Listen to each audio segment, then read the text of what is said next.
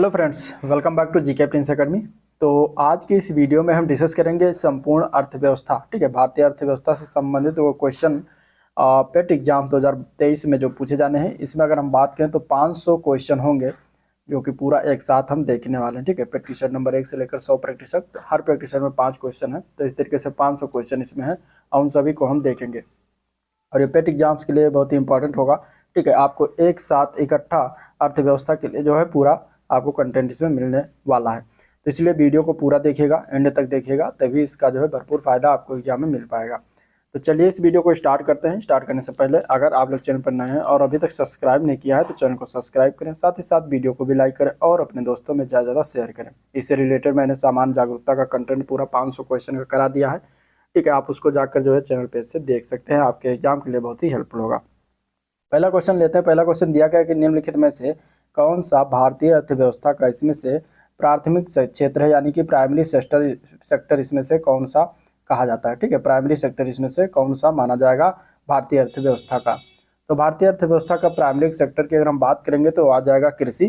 कृषि क्षेत्र जो होता है ये प्राथमिक क्षेत्र के अंतर्गत आता है, तो आंसर इसका ए पार्ट राइट हो जाएगा। ठीक है, अगले क्वेश्चन की बात करते हैं। तो पूंजीवादी अर्थव्यवस्था की पद्धति किसको बढ़ावा देती है? इनमें से लघु उद्योग को, या फिर न्यायोचित वितरण को, या फिर आम आदमी के कल्याण को, या फिर मुक्त उद्यम एवं प्रतिस्पर्धा को बढ़ावा देती है? तो इनमें से किसको जो है पूंजीवादी अर्थव्यवस्था पद्धति जो होती है वो बढ़ावा देती है। ठीक है, अपनी जो भारतीय अर्थव्यवस्था है वो मिश्रित अर्थव्यवस्था है। ठीक है, अपनी जो भारतीय अर्थव्यवस्था है किस प्रकार की अर्थव्यवस्था है? तो मिश्रित अर्थव्यवस्था है।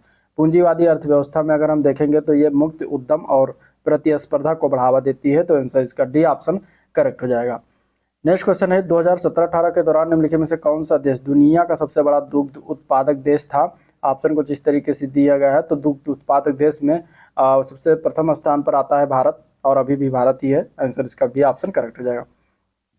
नेक्स्ट क्वेश्चन देखते हैं। तो वस्तु एवं सेवा कर यानी कि जीएसटी जिसको कहते हैं, गुड्स एंड सर्विस टैक्स को कितने घटकों में विभाजित किया गया है? इंपॉर्टेंट क्वेश्चन है। तो इसका आंसर हो जाएगा 2। ठीक है, इसका आंसर क्या हो जाएगा? सॉरी, इसका आंसर जो हो जाएगा वो 3 हो जाएगा। 3 घटकों में जो है विभाजित किया गया है। ठीक है, 3 घटकों में कौन कौन सा है? तो पहला उसमें आता है एसजीएसटी आता है। दूसरा उसमें आता है सीजीएसटी। ठीक है, सीजीएसटी, और इसके अलावा एक और आता है आईजीएसटी करके। ठीक है, आईजीएसटी। तो इस प्रकार 3 विभागों में विभाजित किया गया है, तो आंसर इसका सी ऑप्शन करेक्ट हो जाएगा। अगला क्वेश्चन है वाणिज्यिक बैंकों को दूसरे राष्ट्रीयकरण में कितने बैंकों का राष्ट्रीयकरण हुआ था? जब दूसरा राष्ट्रीयकरण किया गया था तब कितने बैंकों का राष्ट्रीयकरण किया गया था? तब उसमें हुआ था टोटल 6, यानी कि 6 बैंकों का राष्ट्रीयकरण हुआ था। और दूसरा जब किया गया था तो कौन सा वर्ष था? तो वो था 1980 में इसका जो है राष्ट्रीयकरण किया गया था। अब जब दूसरा हुआ था तो इसका मतलब पहला भी हुआ होगा। तो पहला कब किया गया था? तो पहला किया गया था 1969 को। ठीक है, पहला कब किया गया था? 1969 को किया गया था, और 19 जुलाई था। 19 जुलाई 1969 को किया गया था पहला। और उस समय जब किया गया था तो 14 बैंकों का राष्ट्रीयकरण किया गया था। तो ये दोनों याद रखिएगा, दोनों एग्जाम पॉइंट ऑफ व्यू से इंपॉर्टेंट क्वेश्चन बनते हैं। अगले क्वेश्चन की बात करते हैं। तो बिटकॉइन क्या है? ठीक है, इस तरीके से अगला क्वेश्चन दिया गया कि बिटकॉइन क्या है ये बताना है। बिटकॉइन क्या होता है? तो इसकी अगर हम बात करेंगे तो ये एक डिजिटल मुद्रा का रूप है, चर्चित रहा है, इसलिए इंपॉर्टेंट है, याद रखिएगा। नेक्स्ट क्वेश्चन है भारतीय अर्थव्यवस्था का मेरुदंड कौन सा क्षेत्र होता है? तो भारतीय अर्थव्यवस्था का मेरुदंड जो है वो कृषि क्षेत्र है, एग्रीकल्चर है। तो आंसर क्या हो जाएगा? इसका डी ऑप्शन करेक्ट हो जाएगा। अगले क्वेश्चन की बात करते हैं। तो निम्नलिखित में से कौन सा विकासशील अर्थव्यवस्था की विशेषता नहीं है? तो इसमें से दिया गया है कि विकासशील अर्थव्यवस्था के इनमें से कौन सी एक विशेषता नहीं होगा, बताना है। ठीक है, तो इसके आंसर की बात करेंगे तो क्या आंसर हो जाएगा? तो इसका आंसर हो जाएगा बी पार्ट। पूंजी निर्माण की उच्च दर जो होती है विकासशील अर्थव्यवस्था की क्या होती है? विशेषता नहीं होती। बाकी जनसंख्या वृद्धि की उच्च दर रहती है विकासशील अर्थव्यवस्था में, बेरोजगारी की उच्च दर रहती है, व्यापक निर्धनता भी रहती है। तो ये सारी जो है विशेषताएं हैं। तो आंसर इसका क्या हो जाएगा? बी पार्ट करेक्ट हो जाएगा। नेक्स्ट क्वेश्चन देखते हैं। तो निम्नलिखित में से किस एकमात्र भारतीय अर्थव्यवस्था के लिए, भारतीय अर्थशास्त्र के लिए नोबेल पुरस्कार मिला है? किसको, मतलब इनमें से किसको जो है एक बार अभी एकमात्र ही नोबेल पुरस्कार अर्थशास्त्र के क्षेत्र में मिला है? तो इसमें से अगर देखेंगे तो वो मिला है अमर्त्य सेन को। आंसर इसका ये ऑप्शन करेक्ट हो जाएगा। ठीक है, कब मिला है ये भी डेट याद रखिएगा, 1998, अमर्त्य सेन। नेक्स्ट क्वेश्चन देखते हैं। किस वर्ष में भारतीय बैंकों का राष्ट्रीयकरण किया गया था? जब इस तरीके से पूछा जाएगा तो ये इसका पहला वाला हो जाएगा। पहला जो राष्ट्रीयकरण 1969 में किया गया उसकी बातें कर रहा है। तो आंसर डी ऑप्शन हो जाएगा 19 जुलाई। ठीक है, 19 जुलाई 1969 को किया गया था 14 बैंकों का राष्ट्रीयकरण। चलिए अगला क्वेश्चन। कृषि निर्यात 2018 का लक्ष्य 2022 तक भारत के कृषि निर्यात को यूएस कितने यूएस तक बढ़ाना, यूएसएस तक, यानी यूएस में मतलब कि अमेरिकन डॉलर के तक कितने तक ले जाना है ये बताना है। तो इसमें अगर हम आंसर की बात करेंगे तो 60 बिलियन से अधिक जो है डॉलर तक इसका बढ़ाना है, तो आंसर बी ऑप्शन करेक्ट हो जाएगा। ठीक है। वस्तु एवं सेवा कर में भारत में 1 जुलाई सन किस सन को पेश किया गया था ये बताना है। तो 1 जुलाई की अगर हम बात करेंगे तो जीएसटी भारत में लागू हुआ था 2017 में। ठीक है, आंसर क्या हो जाएगा, सी ऑप्शन हो जाएगा, 1 जुलाई 2017 को लागू किया गया था। नेक्स्ट क्वेश्चन है, भारत की जनसंख्या का कितना प्रतिशत बेरोजगार के लिए जो है कितना प्रतिशत रोजगार के लिए कृषि पर जो है निर्भर है। इनमें से भारत की जनसंख्या का कितना प्रतिशत रोजगार के लिए कृषि क्षेत्र पर निर्भर है ये बताना है। ऑप्शन कुछ इस तरीके से दिया गया है। तो कृषि क्षेत्र पर निर्भरता की अगर हम बात करेंगे तो वो आंसर हो जाएगा ए पार्ट, 45 से 55% निर्भर है, आंसर इसका ए पार्ट करेक्ट हो जाएगा। ठीक है। अगला प्रश्न है, भारत में निम्नलिखित में से किस बैंक ने सर्वप्रथम इंटरनेट बैंकिंग सेवाओं की पेशकश की थी। तो ये इसका क्वेश्चन का आंसर क्या हो जाएगा, सर्वप्रथम कौन सा ऐसा बैंक था जिसने इंटरनेट बैंकिंग सेवाओं का सबसे पहले प्रचलन किया था। तो आंसर हो जाएगा सी पार्ट, आईसीआईसीआई बैंक के द्वारा, आंसर सी ऑप्शन करेक्ट हो जाएगा। काला धन का क्या अर्थ है, काला धन मतलब क्या होता है, तो काला धन मतलब होता है कि ऐसी आय या ऐसा धन जिस पर टैक्स नहीं चुकाया गया हो। तो आंसर इसका क्या हो जाएगा, बी ऑप्शन। ठीक है, जिस पर टैक्स न चुकाया गया वो काला धन या ब्लैक मनी के अंतर्गत आता है। नेक्स्ट क्वेश्चन है, भारत की पहली बीमा कंपनी का क्या नाम है। तो इसका आंसर क्या हो जाएगा, भारत की पहली बीमा जो कंपनी थी उसका नाम था the Bombay mutual insurance company limited. तो आंसर ए पार्ट करेक्ट हो जाएगा। अगला क्वेश्चन है, भारत में सार्वजनिक क्षेत्र में बैंकों में का सबसे बड़ा बैंक कौन सा है, इनमें से बताना है। सबसे बड़ा सार्वजनिक क्षेत्र के बैंकों में से सबसे बड़ा बैंक कौन सा है। तो इनमें से आंसर हो जाएगा स्टेट बैंक ऑफ इंडिया, यानी कि जिसको हम एसबीआई कहते हैं। तो एसबीआई जो है सबसे बड़ा बैंक सार्वजनिक क्षेत्र के बैंकों में से आता है। ठीक है।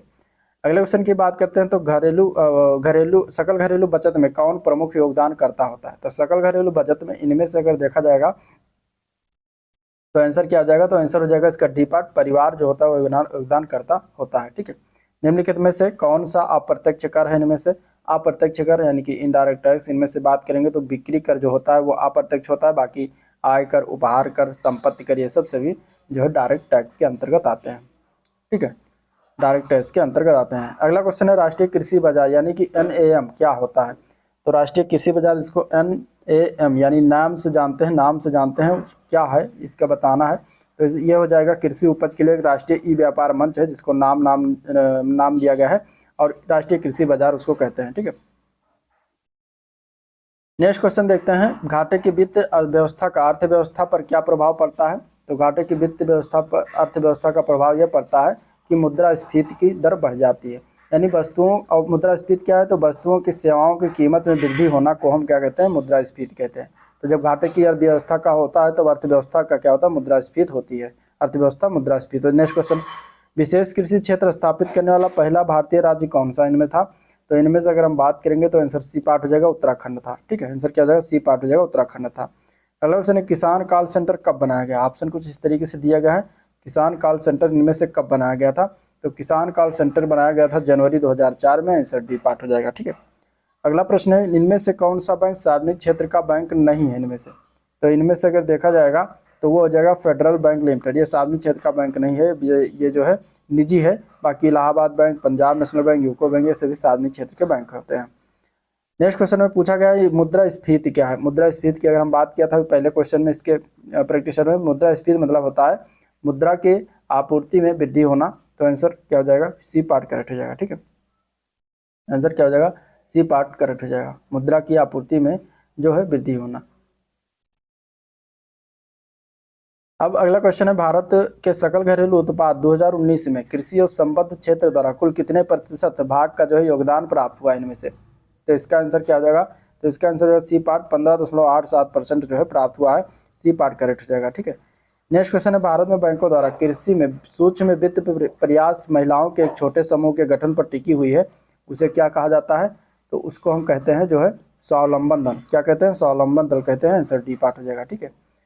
नेक्स्ट क्वेश्चन देखते हैं, तो वह स्थिति जब एक अर्थव्यवस्था में पैसे की आपूर्ति वस्तुओं और सेवाओं की आपूर्ति से अधिक हो जाती है तो वो क्या कहलाती है। तो वो कहलाती है जो है मुद्रास्फीति कहलाती है। ठीक है, पैसे की आपूर्ति वस्तुओं और सेवाओं की आपूर्ति से अधिक हो जाती है तो उसको हम कहते हैं मुद्रास्फीति की दर। नेक्स्ट क्वेश्चन है, भारत में आयकर क्या है। तो भारत में आयकर इस तरीके से देख सकते हैं, ऑप्शन दिया गया है, भारत में आयकर क्या है। तो भारत में आयकर की अगर बात करें तो प्रत्यक्ष होते हैं और प्रोन्नत कर्मी होते हैं, तो आंसर बी पार्ट हो जाएगा। ठीक है। गरीबों के भोजन और पोषण संबंधी स्थिति में सुधार करने का कौन सा कार्यक्रम है, इनमें से क्या होगा इसका आंसर?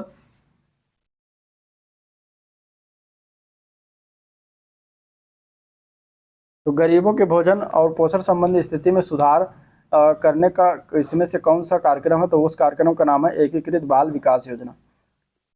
ठीक है, एकीकृत बाल विकास योजना नाम है, आंसर इसका हो जाएगा जो है सी पार्ट करेक्ट हो जाएगा। ठीक है, आंसर क्या हो जाएगा? सी पार्ट इसका करेक्ट हो जाएगा।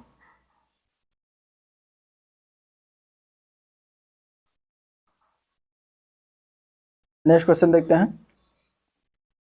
अगला क्वेश्चन है, निम्नलिखित में से कौन सा आधारित संरचना कारक यानी इंफ्रास्ट्रक्चरल फैक्टर्स कृषि विकास से संबंधित नहीं है इनमें से? तो कौन सा हो जाएगा? तो वो होगा खनन। खनन जो आता है वो कृषि विकास से संबंधित नहीं होता, तो आंसर डी पार्ट करेक्ट हो जाएगा। ठीक है, आंसर क्या हो जाएगा? डी पार्ट जो है करेक्ट हो जाएगा। अगला क्वेश्चन है, भारतीय रिजर्व बैंक की स्थापना कब हुई थी? तो इसमें से अगर देखेंगे भारतीय रिजर्व बैंक की स्थापना की बात करेंगे तो 1935 में किया गया था, आंसर डी पार्ट हो जाएगा। ठीक है, और आगे वर्तमान में देखें इसका हेडक्वार्टर कहाँ पर है, तो इसका हेडक्वार्टर मुंबई में है। ठीक है, मुंबई में इसका हेडक्वार्टर मुंबई महाराष्ट्र में है। और इसके वर्तमान गवर्नर कौन है, तो उनका नाम है शक्तिकांत दास। शक्तिकांत दास उनका नाम है, जो कि वर्तमान में गवर्नर हैं आरबीआई के, शक्तिकांत दास। ठीक है, 1949 में जो है इसका राष्ट्रीयकरण किया गया था रिजर्व बैंक का, तो ये भी याद रखिएगा। अगला प्रश्न, नाबार्ड की स्थापना किस वर्ष में हुआ था? तो नाबार्ड की स्थापना किया गया था डी पार्ट 1982 में किया गया था। ठीक है, 12 जुलाई 1982 को जो है नाबार्ड की स्थापना किया गया था। और इसका हेडक्वार्टर की बात करेंगे कहाँ पर है, तो इसका भी मुंबई में पड़ता है, मुंबई हेडक्वार्टर है, ये याद रखिएगा, मुंबई महाराष्ट्र। ठीक है, इस समय चेयरमैन कौन है इसके नाबार्ड के? तो उनका नाम है श्री साजी केबी। ठीक है, श्री साजी केबी जो है इस समय क्या है? चेयरमैन है, तो ये जरूर याद रखिएगा। अगला क्वेश्चन देखते हैं, वर्तमान में वस्तु एवं सेवा कर यानी कि गुड्स एंड सर्विसेज टैक्स यानी जीएसटी नामक एक नई कर व्यवस्था के लिए उच्चतम प्रतिशत स्लैब कितना है? देखिए 4 प्रकार के हैं, एक है 5%, एक है 12 और एक है 18 और एक है 28। तो सबसे उच्चतम जो प्रतिशत स्लैब है वो आता है 28%, तो आंसर सी ऑप्शन करेक्ट हो जाएगा, 28%। ठीक है, ऑप्शन क्या हो जाएगा? सी ऑप्शन करेक्ट हो जाएगा, 28%। अगला क्वेश्चन है, भारत सरकार द्वारा अर्जित राजस्व का सबसे बड़ा प्रतिशत क्या है? तो भारत सरकार द्वारा अर्जित राजस्व का सबसे बड़ा प्रतिशत की बात करें तो सी पार्ट हो जाएगा, आयकर होता है, आंसर सी पार्ट करेक्ट हो जाएगा। नेक्स्ट क्वेश्चन है, न्यूयॉर्क स्टॉक एक्सचेंज का प्रथम मुख्यालय कौन था इनमें से? तो न्यूयॉर्क स्टॉक एक्सचेंज का प्रथम मुख्यालय था wall street, answer B part हो जाएगा, 1992 में। ठीक है, न्यूयॉर्क का पूछा गया है तो 1900 वॉल स्ट्रीट इसका प्रथम मुख्यालय था, ये याद रखिएगा। अगला क्वेश्चन, निम्नलिखित में से कौन राजस्व व्यय का एक उदाहरण है इनमें से? तो राजस्व व्यय का इनमें से उदाहरण की बात करेंगे तो फैक्ट्री सेट का निर्माण, ये राजस्व व्यय का उदाहरण नहीं होता, जमीन की खरीद भी नहीं होती, एक नई मशीन की स्थापना भी नहीं होता, लेकिन एक प्रिंटर की मरम्मत जो करते हैं वो क्या होता है? राजस्व व्यय का एक उदाहरण के अंतर्गत आता है, तो आंसर सी ऑप्शन इसका राइट है।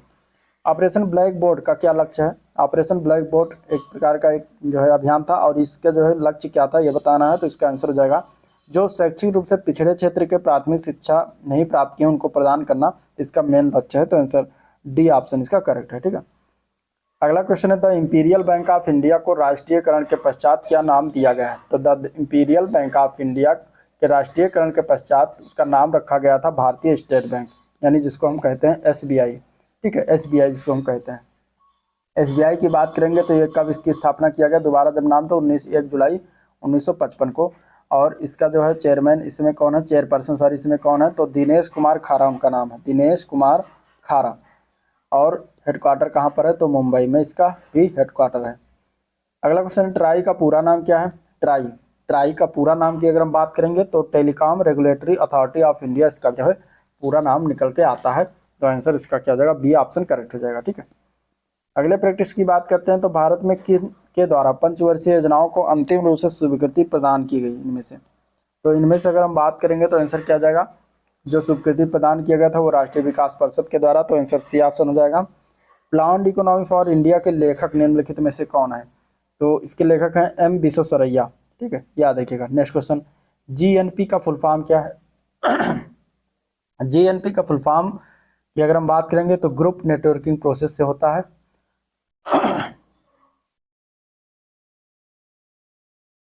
ठीक है।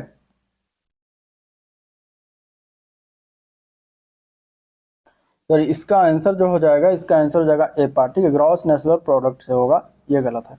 तो आंसर इसका ए पार्ट करेक्ट हो जाएगा। विश्व की सबसे बड़ी आर्थिक व्यवस्था कौन सी है इनमें से? तो विश्व की सबसे बड़ी आर्थिक व्यवस्था इसमें से संयुक्त राज्य अमेरिका की है, आंसर सी ऑप्शन हो जाएगा। आयात निर्यात यानी कि जिसको हम एग्जिम कहते हैं, एग्जिम बैंक की स्थापना कब हुआ था ये बताना है। तो इसका आंसर हो जाएगा बी पार्ट, 1982 में इसकी स्थापना किया गया था। ठीक है, नेक्स्ट क्वेश्चन है एगमार्क क्या है? तो एगमार्क की अगर हम बात करेंगे तो आंसर हो जाएगा सी पार्ट, खाद्य वस्तुओं के लिए गुणवत्ता के आश्वासन का मुहर देना। ठीक है, यानी कि उसमें गुणवत्ता है कि नहीं है, ये जो है एगमार्क का कार्य होता है। तो आंसर क्या आ जाएगा इसका? सी पार्ट करेक्ट हो जाएगा। ठीक है, आंसर क्या हो जाएगा? सी पार्ट करेक्ट हो जाएगा। अगला क्वेश्चन है भारत में मुख्य रूप से बेरोजगारी बढ़ने का क्या कारण है? तो भारत में मुख्य रूप से बेरोजगारी बढ़ने के कारण अगर हम बात करें तो सबसे ज़्यादा मेन कारण जो आता है वो अशिक्षा आता है। ठीक है, शिक्षा है, अशिक्षित है, इसलिए जो है सबसे ज़्यादा बेरोजगारी है। अगले क्वेश्चन की बात करते हैं, भारत में आयकर को क्या कहा जाता है? तो भारत में आयकर को अगर हम बात करेंगे तो उन्हें जो है प्रत्यक्ष और परागामी कहते हैं, आंसर बी पार्ट हो जाएगा। नेक्स्ट क्वेश्चन है, वो कौन सी प्रथम माइक्रो वित्तीय कंपनी है जो भारत में अगस्त 2015 में एक बैंक के रूप में परिवर्तित हो गई थी? तो अगस्त 2015 में वो बैंक है बंधन बैंक, आंसर इसका सी ऑप्शन हो जाएगा। निम्नलिखित में से कौन सा एक सार्वजनिक क्षेत्र का उद्यम है इनमें से? तो इसका आंसर हो जाएगा सी पार्ट। ठीक है, भारतीय रेल जो होता है सार्वजनिक क्षेत्र के उद्यम के अंतर्गत आता है, बाकी विप्रो, टिस्को, IRL ये सभी जो है निजी क्षेत्र के उद्यम है। ठीक है, अगला क्वेश्चन, राष्ट्रीय प्रतिदर सर्वेक्षण संगठन यानी NSSO की स्थापना जो है कब हुई थी ये बताना है। तो इसकी स्थापना कब किया गया था? तो इसकी स्थापना 1950 में किया गया था, आंसर इसका हो जाएगा ए पार्ट। ठीक है, भारत में निम्न में से क्या अप्रत्यक्ष कर की श्रेणी में आता है इनमें से? तो अप्रत्यक्ष कर की श्रेणी में जो है सेवा कर आएगा, आंसर बी पार्ट हो जाएगा।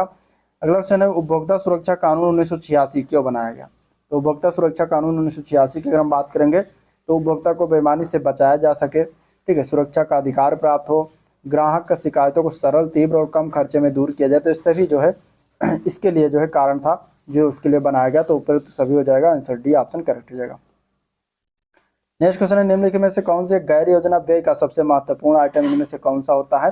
तो वो होता है ब्याज का भुगतान करना, आंसर ए पार्ट हो जाएगा। ठीक है, अगला क्वेश्चन है, निम्नलिखित में से कौन सा सरकारी निजी साझेदारी का एक उदाहरण है इनमें से? सरकारी निजी, ठीक है, यानी कि गवर्नमेंट प्राइवेट दोनों का इसमें से कौन सा साझेदारी का एक उदाहरण है इनमें से बताना है। तो इसका आंसर क्या हो जाएगा? तो इसका आंसर हो जाएगा दिल्ली इंटरनेशनल एयरपोर्ट लिमिटेड। इसमें सरकारी और निजी दोनों की भागीदारी है, आंसर सी ऑप्शन इसका राइट हो जाएगा। नेक्स्ट क्वेश्चन है, अवैध गैर कानूनी मुद्रा संग्रह को नियंत्रित करने हेतु विशेष सचेत जो है किसके द्वारा प्रारंभ किया गया? तो सचेत जो है प्रारंभ किया गया है ये भारतीय रिजर्व बैंक के द्वारा प्रारंभ किया गया, RBI के द्वारा। तो आंसर ए पार्ट हो जाएगा। देश में सबसे बड़ा सार्वजनिक क्षेत्र का संगठन कौन सा है? तो इनमें से हो जाएगा रेलवे। रेलवे सबसे बड़ा जो है संगठन है, तो आंसर इसका ए पार्ट करेक्ट हो जाएगा। ठीक है, केंद्र सरकार की आय का सबसे बड़ा हिस्सा कहाँ से प्राप्त होता है? ऑप्शन कुछ इस तरीके से दिया गया है। तो केंद्र सरकार की आय का सबसे बड़ा हिस्सा जो प्राप्त होता है वो उत्पाद शुल्क से प्राप्त होता है, आंसर डी पार्ट हो जाएगा। निम्नलिखित में से कौन सा किसानों के लिए कल्याणकारी योजना नहीं है इनमें से? तो इनमें से कल्याणकारी योजना की अगर हम बात करेंगे तो किसान क्रेडिट कार्ड योजना ये तो है, ठीक है, HSG बैंक लिंकेज कार्यक्रम ये भी है, राष्ट्रीय बीमा ये भी है, लेकिन कर्मचारी रेफरल योजना ये किसानों के लिए कल्याणकारी योजना नहीं है। तो आंसर डी ऑप्शन हो जाएगा। राष्ट्रीय आय को प्रायः क्या कहा जाता है? तो राष्ट्रीय आय को हम क्या कहते हैं? तो उसको हम कहते हैं NNP। ठीक है, NNP मीन्स जो NNP-FC जो लिखा रहता है यही जो है राष्ट्रीय आय को कहा जाता है। तो आंसर इसका डी हो जाएगा, याद रखिएगा। हरित क्रांति नई कृषि व्यूह रचना का परिणाम थी जो 20वीं सदी में प्रारंभ किया गया था। और कब प्रारंभ किया गया था ये बताना है। तो ये हुआ था 1967-68 में। ठीक है, कौन सा दशक इसमें पूछा गया? तो वो दशक था 7वां दशक। ठीक है, याद रखिएगा। अगला क्वेश्चन है, संतुलित उर्वरक के लिए उपयोग किए जाते हैं। संतुलित उर्वरक के लिए क्या प्रयोग किया जाता है? तो संतुलित उर्वरक के लिए खाद्यान्न बढ़ाने के लिए प्रयोग किए जाते हैं। ठीक है, संतुलित उर्वरक का प्रयोग जो है किसके लिए किया जाता है? तो खाद्यान्न को उत्पादन को बढ़ाने के लिए, खाद्य की गुणवत्ता उन्नत करने के लिए, भूमि की उत्पादकता बनाए रखने सभी के लिए प्रयोग किया जाता है। तो आंसर हो जाएगा डी पार्ट, उपयुक्त सभी।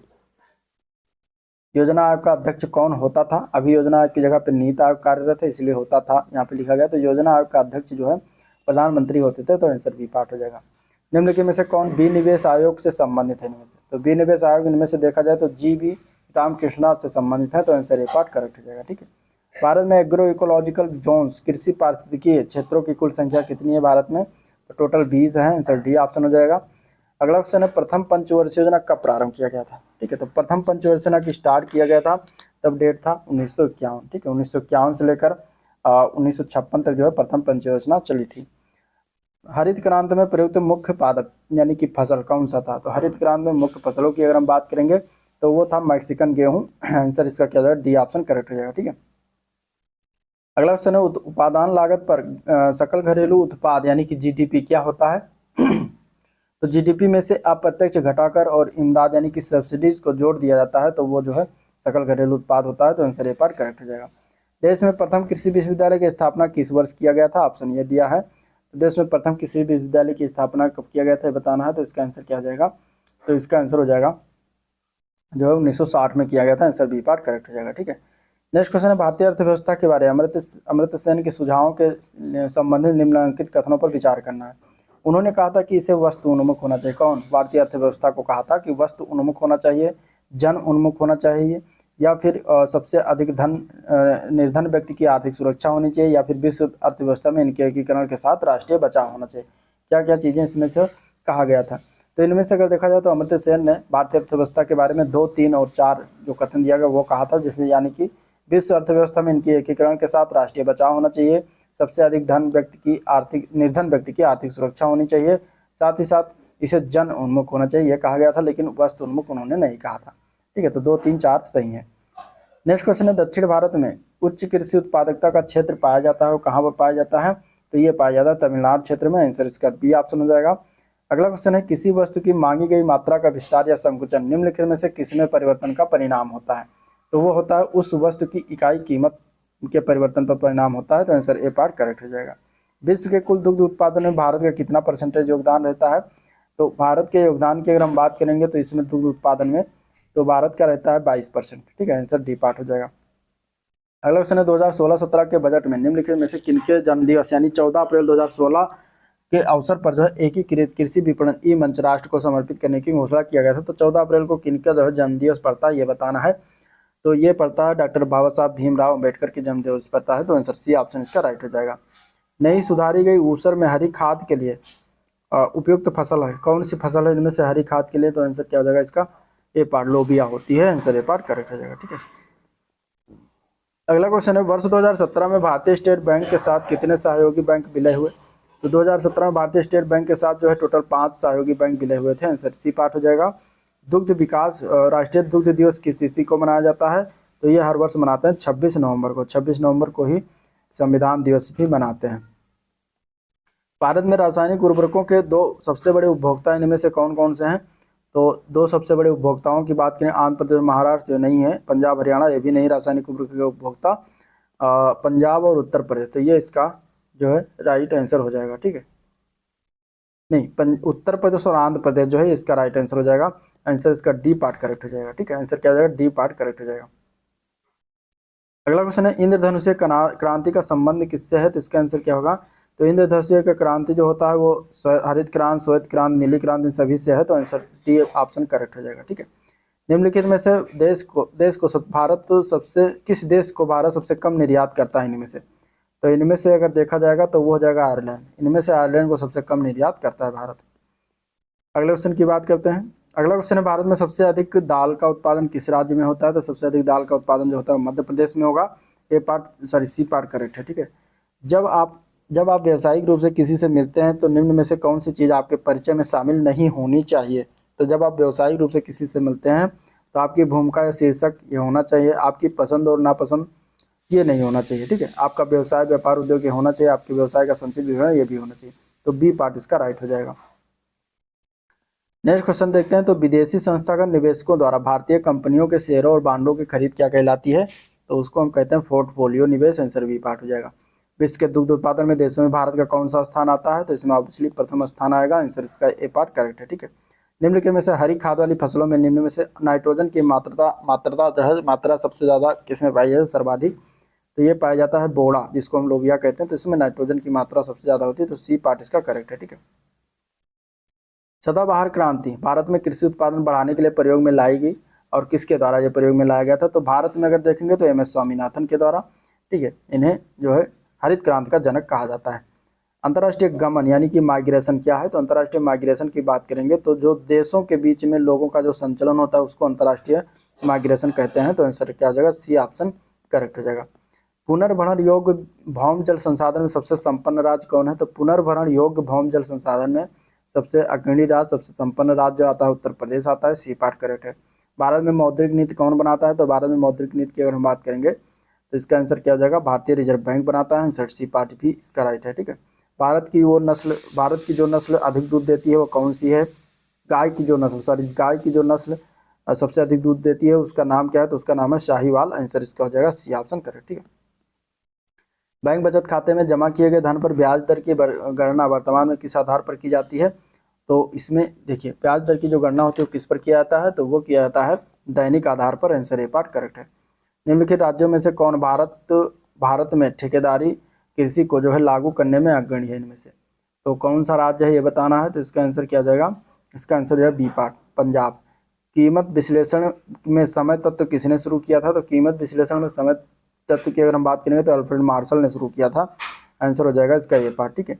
विश्व में दूध की रानी उपमा किस बकरी की नस्ल को प्रदान किया गया है? तो ये जो है प्रदान किया गया सानेन बकरी को। आंसर ए पार्ट करेक्ट हो जाएगा।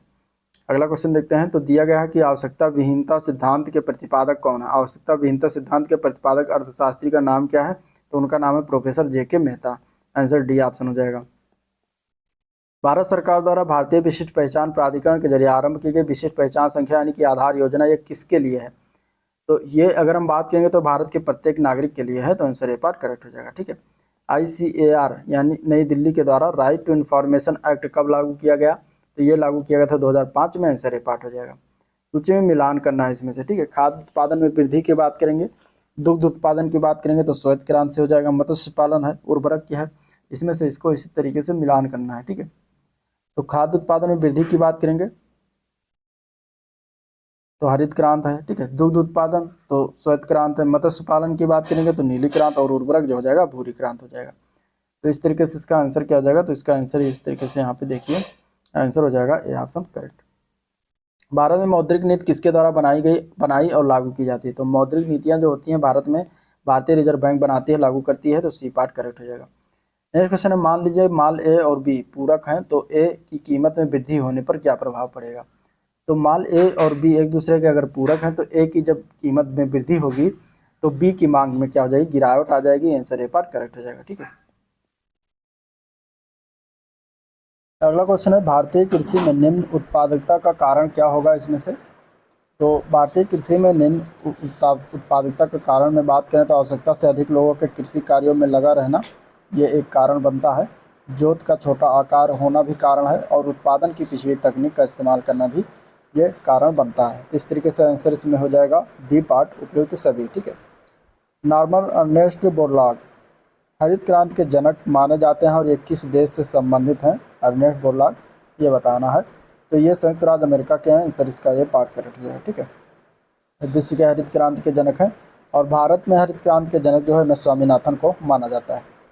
अगला क्वेश्चन है, PN सेनगुप्ता और जी सदाशिव 1968 में इन्होंने जो है भारत को कितने लघु कृषि प्रदेशों में बांटा था?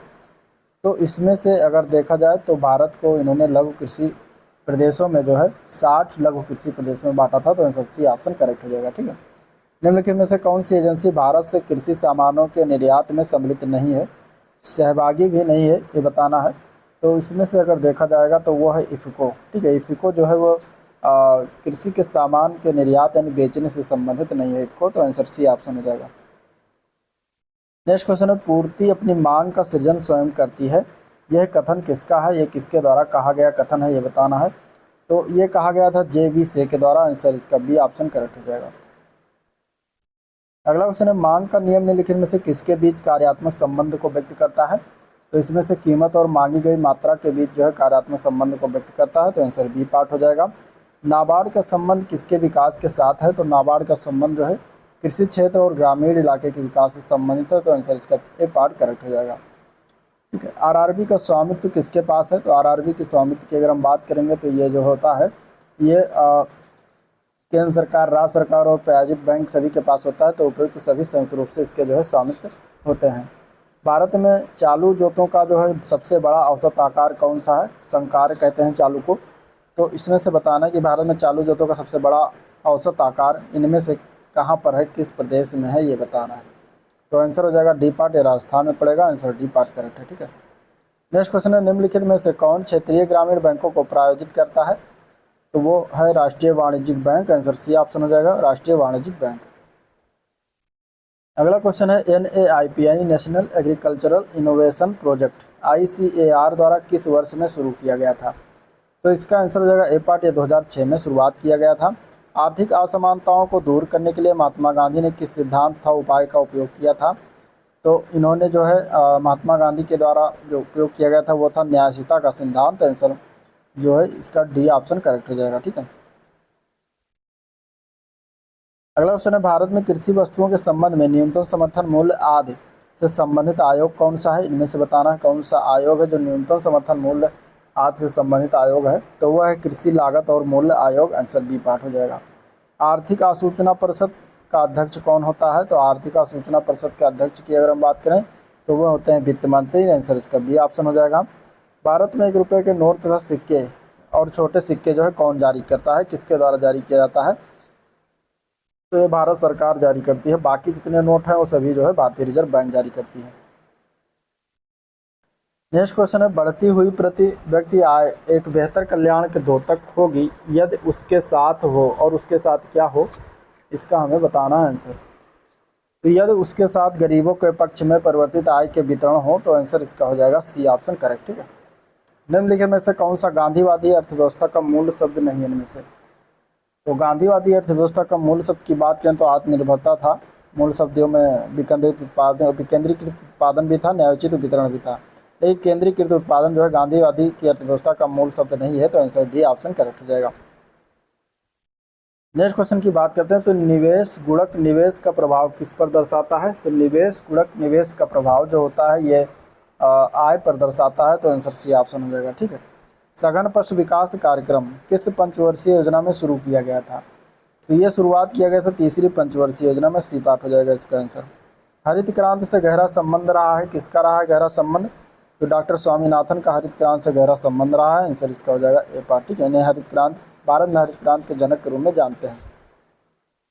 अगला क्वेश्चन है, नाबार्ड का फुल फॉर्म क्या है? नाबार्ड किसका संक्षिप्त रूप है? तो नेशनल, अगर हम बात करें नाबार्ड की, तो national bank for agricultural and rural development इसका फुल फॉर्म बनता है, जो कि डी पार्ट में लिखा हुआ है। ठीक है। 1982 में इसकी स्थापना हुई थी। और इसका मुख्यालय कहाँ पर है? तो नाबार्ड का मुख्यालय जो है मुंबई में है।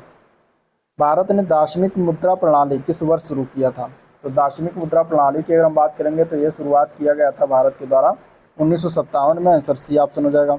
किस दर पर भारतीय रिजर्व बैंक वाणिज्यिक बैंकों से धन उधार लेता है?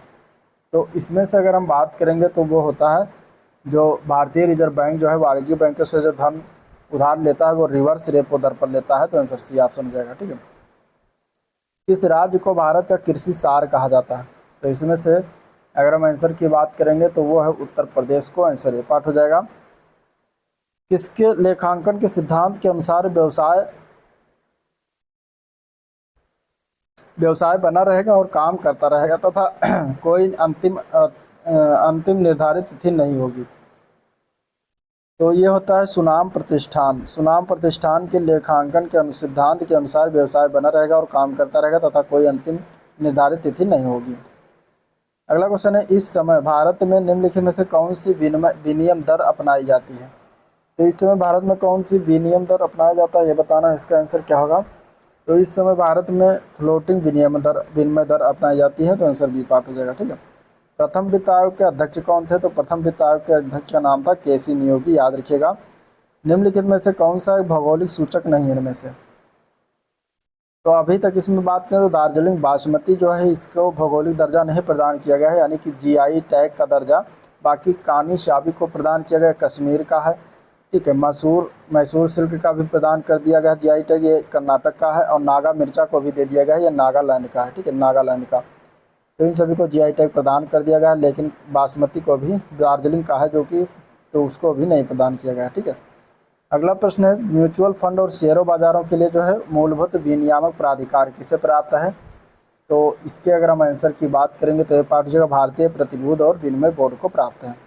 निम्नलिखित में से कौन सा भारतीय कृषि की निम्न उत्पादकता का कारण नहीं है? इनमें से तो वो हो जाएगा सी पार्ट। सहकारी कृषि जो होता है निम्न उत्पादकता का कारण नहीं होता। अगला क्वेश्चन है, वित्त आयोग के अध्यक्ष के लिए जरूरी है कि वो, क्या जरूरी है?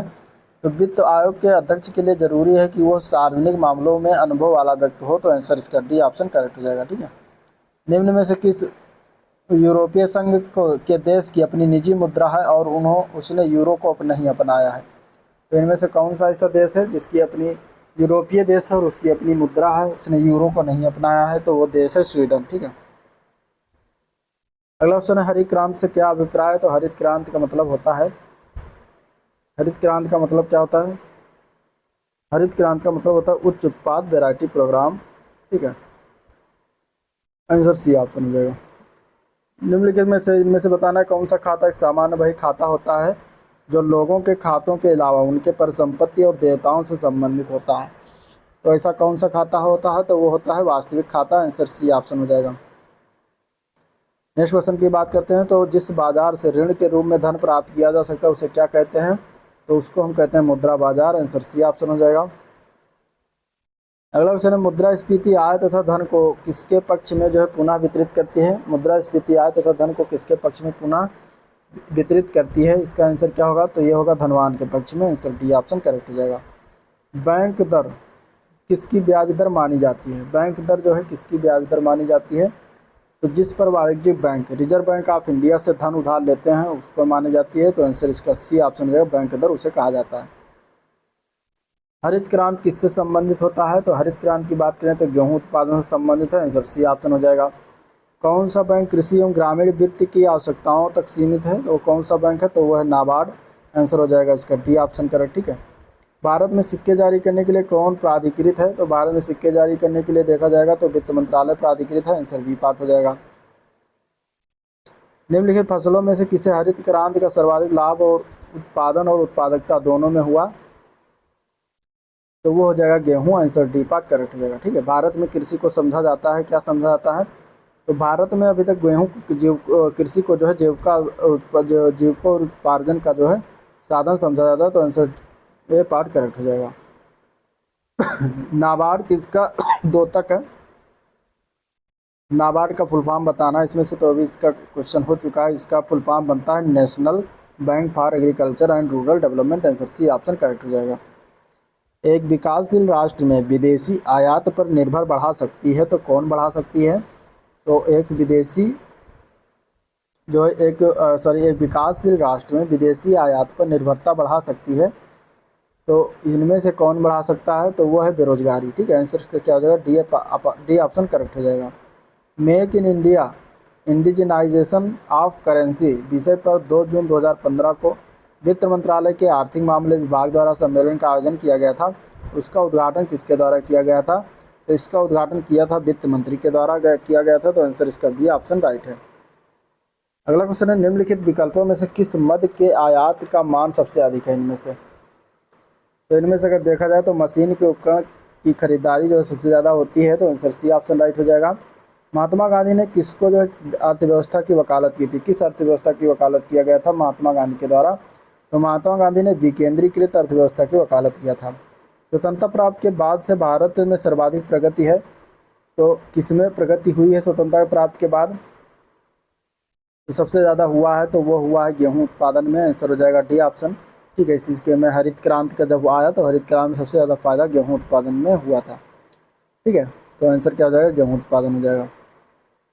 अगला प्रश्न है 10वें वित्त आयोग के अध्यक्ष कौन थे? 10वें वित्त आयोग के अध्यक्ष का नाम बताना है। तो उनका नाम है, क्या नाम उनका नाम है केसी पंत। आंसर डी ऑप्शन हो जाएगा। ठीक है, अभी वर्तमान में 15वां वित्त आयोग चल रहा है, इसके अध्यक्ष कौन है?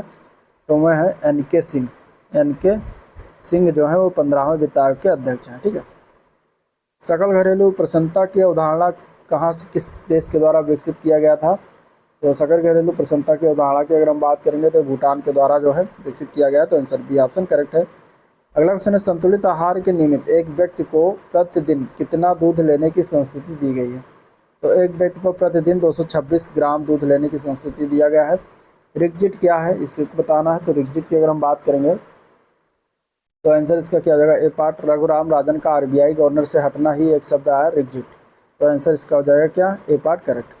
अगला क्वेश्चन है विश्व में हरित क्रांति के जनक कौन है? तो उनका नाम है नॉर्मन ई बोरलॉग, और जो स्वामीनाथन जी हैं ये भारत में हरित क्रांति के जनक हैं। ठीक है, भारत का सबसे बड़ा वाणिज्यिक बैंक कौन सा है इनमें से? तो इनमें से हो जाएगा भारतीय स्टेट बैंक, आंसर इसका बी पार्ट करेक्ट है। CRR का फुल फॉर्म क्या है? तो CRR का फुल फॉर्म होता है नगद आरक्षित अनुपात, यानी कि कैश रिजर्व रेशियो इसको इंग्लिश में कहते हैं, ठीक है, कैश रिजर्व रेशियो इसको इंग्लिश में कहते हैं।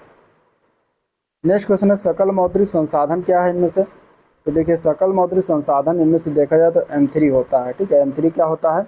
M3 जो होता है अमाउंट प्लस बैंकिंग प्रणाली में सावधि जमा को M3 कहते हैं। अब अमाउंट किसे कहते हैं? तो अमाउंट जो होता है वो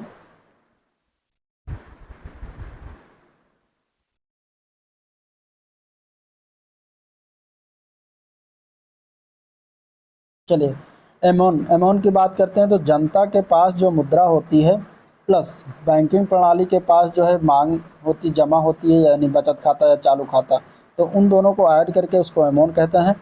और M3 की अगर हम बात करेंगे तो बैंकिंग प्रणाली में सावधि जमा प्लस अमाउंट मिलाकर M3 निकलता है।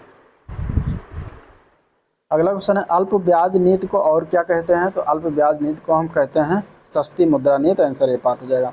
सीमांत उपभोग की जो है प्रवृत्ति यानी आवृत्ति कितने से कितने बीच के बीच इसकी रेंज रहती है सीमांत उपभोग की, तो ये इसका होता है 0 से 1 के बीच, आंसर ए पार्ट हो जाएगा। अगला क्वेश्चन देखते हैं भारतीय बैंकों की कहाँ अधिकतम शाखाएं हैं? तो भारतीय बैंकों की अधिकतम शाखाएं जो किस देश में है? तो वह है UK में, आंसर सी ऑप्शन करेक्ट है। नेक्स्ट क्वेश्चन है इसमें भारत द्वारा निर्यात की जाने वाली शीर्ष 5 वस्तुओं में से कौन 2 कृषि उत्पाद हैं? तो शीर्ष 5 वस्तुओं में से जो 2 कृषि उत्पाद हैं वो है चावल और चीनी, आंसर सी ऑप्शन हो जाएगा। अगला क्वेश्चन देखते हैं तो अल्पकालिक सरकारी प्रतिभूति पत्र को क्या कहा जाता है? तो अल्पकालिक सरकारी प्रतिभूति को हम कहते हैं treasury bill, answer D part हो जाएगा। 13वें वित्त आयोग के अध्यक्ष कौन थे? तो उनका नाम था 13वें वित्त आयोग के अध्यक्ष का नाम था डॉक्टर विजय एल केलकर, और 15वें भी वर्तमान में कौन है? तो NK सिंह है। अगला क्वेश्चन है 1991 की नई उदार आर्थिक नीति के परिचय के साथ भारतीय अर्थव्यवस्था ने इनके अलावा निम्नलिखित सभी के माध्यम से मौजूदा आर्थिक समस्याओं को संबोधित किया, और इसके माध्यम से वह किसके अलावा? तो इसमें से अगर हम बात करेंगे तो आंसर हो जाएगा ए पार्ट, औद्योगिकरण के अलावा, ठीक है। बाकी वैश्वीकरण, उदारीकरण, निजीकरण, ये सभी जो है 1991 की जो नई आर्थिक उदार नीति आई उसमें जो है इन तीनों का परिचय कराया गया। नेक्स्ट क्वेश्चन है देश का पहला कृषि विश्वविद्यालय का नाम क्या है? तो देश का पहला कृषि विश्वविद्यालय का नाम है, देश के पहले कृषि विश्वविद्यालय का नाम है GBPAU पंतनगर, ठीक है। इसका फुल फॉर्म क्या बनता है? तो गोविंद वल्लभ पंत एग्रीकल्चरल इंस्टीट्यूट, जो कि कहाँ पर पड़ता है? यूनिवर्सिटी ये पड़ता है पंतनगर में। पंतनगर कहाँ है? इस समय उत्तराखंड में पड़ता है। मुद्रा के रूप में व्यक्त किया गया किसी वस्तु का मान क्या कहलाता है? तो उसको हम कहते हैं मूल्य, क्या कहते हैं? मूल्य कहते हैं, आंसर ए पार्ट हो जाएगा। नेक्स्ट क्वेश्चन है पाटना एक प्रकार का मूल्य विभेद किस स्तर का है? तो पाटना की अगर हम बात करेंगे तो ये एक प्रकार का अंतर्राष्ट्रीय स्तर का मूल्य विभेद है। अगला प्रश्न है निम्नलिखित में से कौन हिंद महासागर तटीय क्षेत्र सहयोग संघ IORA का सदस्य नहीं है इनमें से? तो इसमें अगर हम देखेंगे तो आंसर हो जाएगा सी पार्ट, और अफगानिस्तान नहीं है। विश्व व्यापार संगठन की स्थापना हुई थी, कब हुई थी? तो विश्व व्यापार संगठन की स्थापना हुई थी 1995 में, आंसर इसका बी पार्ट करेक्ट हो जाएगा, ठीक है। नेक्स्ट क्वेश्चन है भारत में ऑपरेशन फ्लड कार्यक्रम के जनक के रूप में किसे जाना जाता है? तो का नाम है डॉक्टर वर्गीज कुरियन, ठीक है। स्वामीनाथन को जो है हरित क्रांति के जनक के रूप में जानते हैं, ये भी याद रखिएगा, और डॉक्टर वर्गीज कुरियन को ज़्यादातर ऑपरेशन फ्लड के कार्यक्रम के जनक के रूप में मानते हैं। ऑपरेशन फ्लड कार्यक्रम किसके संबंधित है? तो दुग्ध उत्पादन से संबंधित है, ठीक है। निम्नलिखित में से कौन सा RBI का गुणात्मक उधार नियंत्रण उपाय नहीं है इनमें से? तो इसका आंसर क्या हो जाएगा? तो आंसर इसका हो जाएगा सी पार्ट, खुला बाजार कार्रवाई, ठीक है। आंसर क्या हो जाएगा? सी पार्ट, खुला बाजार कार्रवाई। अगले क्वेश्चन की बात करते हैं तो WTO मुख्यतः निम्नलिखित में से किसको बढ़ावा देता है? तो WTO जो है ये बहुपक्षीय व्यापार को बढ़ावा देता है, तो आंसर डी पार्ट हो जाएगा। सेंट्रल बैंक के परिमाणात्मक उधार नियंत्रण उपाय में निम्नलिखित में से क्या शामिल नहीं है? सेंट्रल बैंक के परिमाणात्मक उधार नियंत्रण उपाय में निम्नलिखित में से क्या शामिल नहीं है इनमें से? तो इसका आंसर क्या आ जाएगा? तो आंसर हो जाएगा इसका नैतिक दबाव, नैतिक दबाव शामिल नहीं होता, ठीक है। निम्नलिखित राज्यों में से किसको छोड़कर सभी में कृषि भूमि का प्रतिशत काफ़ी अधिक है इनमें से? तो इनमें से अगर हम देखेंगे इस तरीके से तो इसमें से कौन सबसे अधिक है? इनमें से एक को छोड़कर जो है सभी में कृषि भूमि का प्रतिशत सबसे अधिक है, तो वो कौन सा एक है? तो वो है सिक्किम। सिक्किम को छोड़कर बाकी पंजाब, हरियाणा, उत्तर प्रदेश में कृषि भूमि जो है सबसे ज़्यादा है इनमें से। 14वें वित्त आयोग का अध्यक्ष निम्न में से कौन था? तो 14वें वित्त आयोग के अध्यक्ष का नाम क्या था? तो उनका नाम था YV रेड्डी, ठीक है। किस पंचवर्षीय योजना में कृषि ने ऋणात्मक विकास प्रदर्शित किया है? तो वो हुआ है तीसरी पंचवर्षीय योजना में, आंसर हो जाएगा ए पार्ट करेक्ट, तीसरी पंचवर्षीय योजना।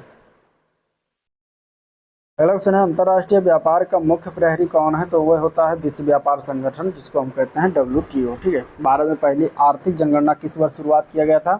तो पहली आर्थिक जनगणना हुई थी 1980 में, आंसर सी पार्ट हो जाएगा।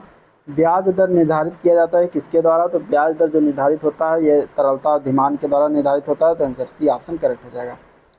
अगला क्वेश्चन है निम्न में से क्या गुणात्मक ऋण नियंत्रण पद्धति है इनमें से? तो इसका आंसर क्या हो जाएगा? तो इनमें आंसर हो जाएगा डी पार्ट नैतिक प्रत्यायन। India state of forest report 2019 के अनुसार देश के कुल भौगोलिक क्षेत्रफल का कितना प्रतिशत वन आच्छादित है? तो वो है 21.67%। ठीक है, ये 2019 वाला है। 2021 में अगर हम बात करेंगे तो 24.62% हो गया 2021 के अनुसार। अगला क्वेश्चन, वस्तु विनिमय समव्यवहार का क्या अर्थ होता है? तो वस्तु विनिमय समव्यवहार का अर्थ है वस्तुओं का विनिमय वस्तुओं के साथ किया जाता है, तो इसको हम क्या कहते हैं? वस्तु विनिमय समव्यवहार। निम्नलिखित में से क्या देश के सेंट्रल बैंक द्वारा दिए जाने वाले उधार के लिए गुणवत्ता नियंत्रण नहीं है इनमें से? तो इसमें से अगर देखा जाए तो सी पार्ट है रिजर्व अनुपात में परिवर्तन, आंसर सी ऑप्शन इसका करेक्ट हो जाएगा। इक्विटी शेयर कैपिटल से निश्चित ब्याज वहन निधि के अनुपात को क्या कहा जाता है? तो इक्विटी शेयर कैपिटल से निश्चित ब्याज वहन निधि के अनुपात को अगर हम बात करेंगे तो पूंजी लाभ अनुपात कहते हैं, आंसर इसका बी ऑप्शन हो जाएगा। निम्नलिखित में से कौन मौद्रिक नीति के साधनों के लिए जो है सत्य है इनमें से?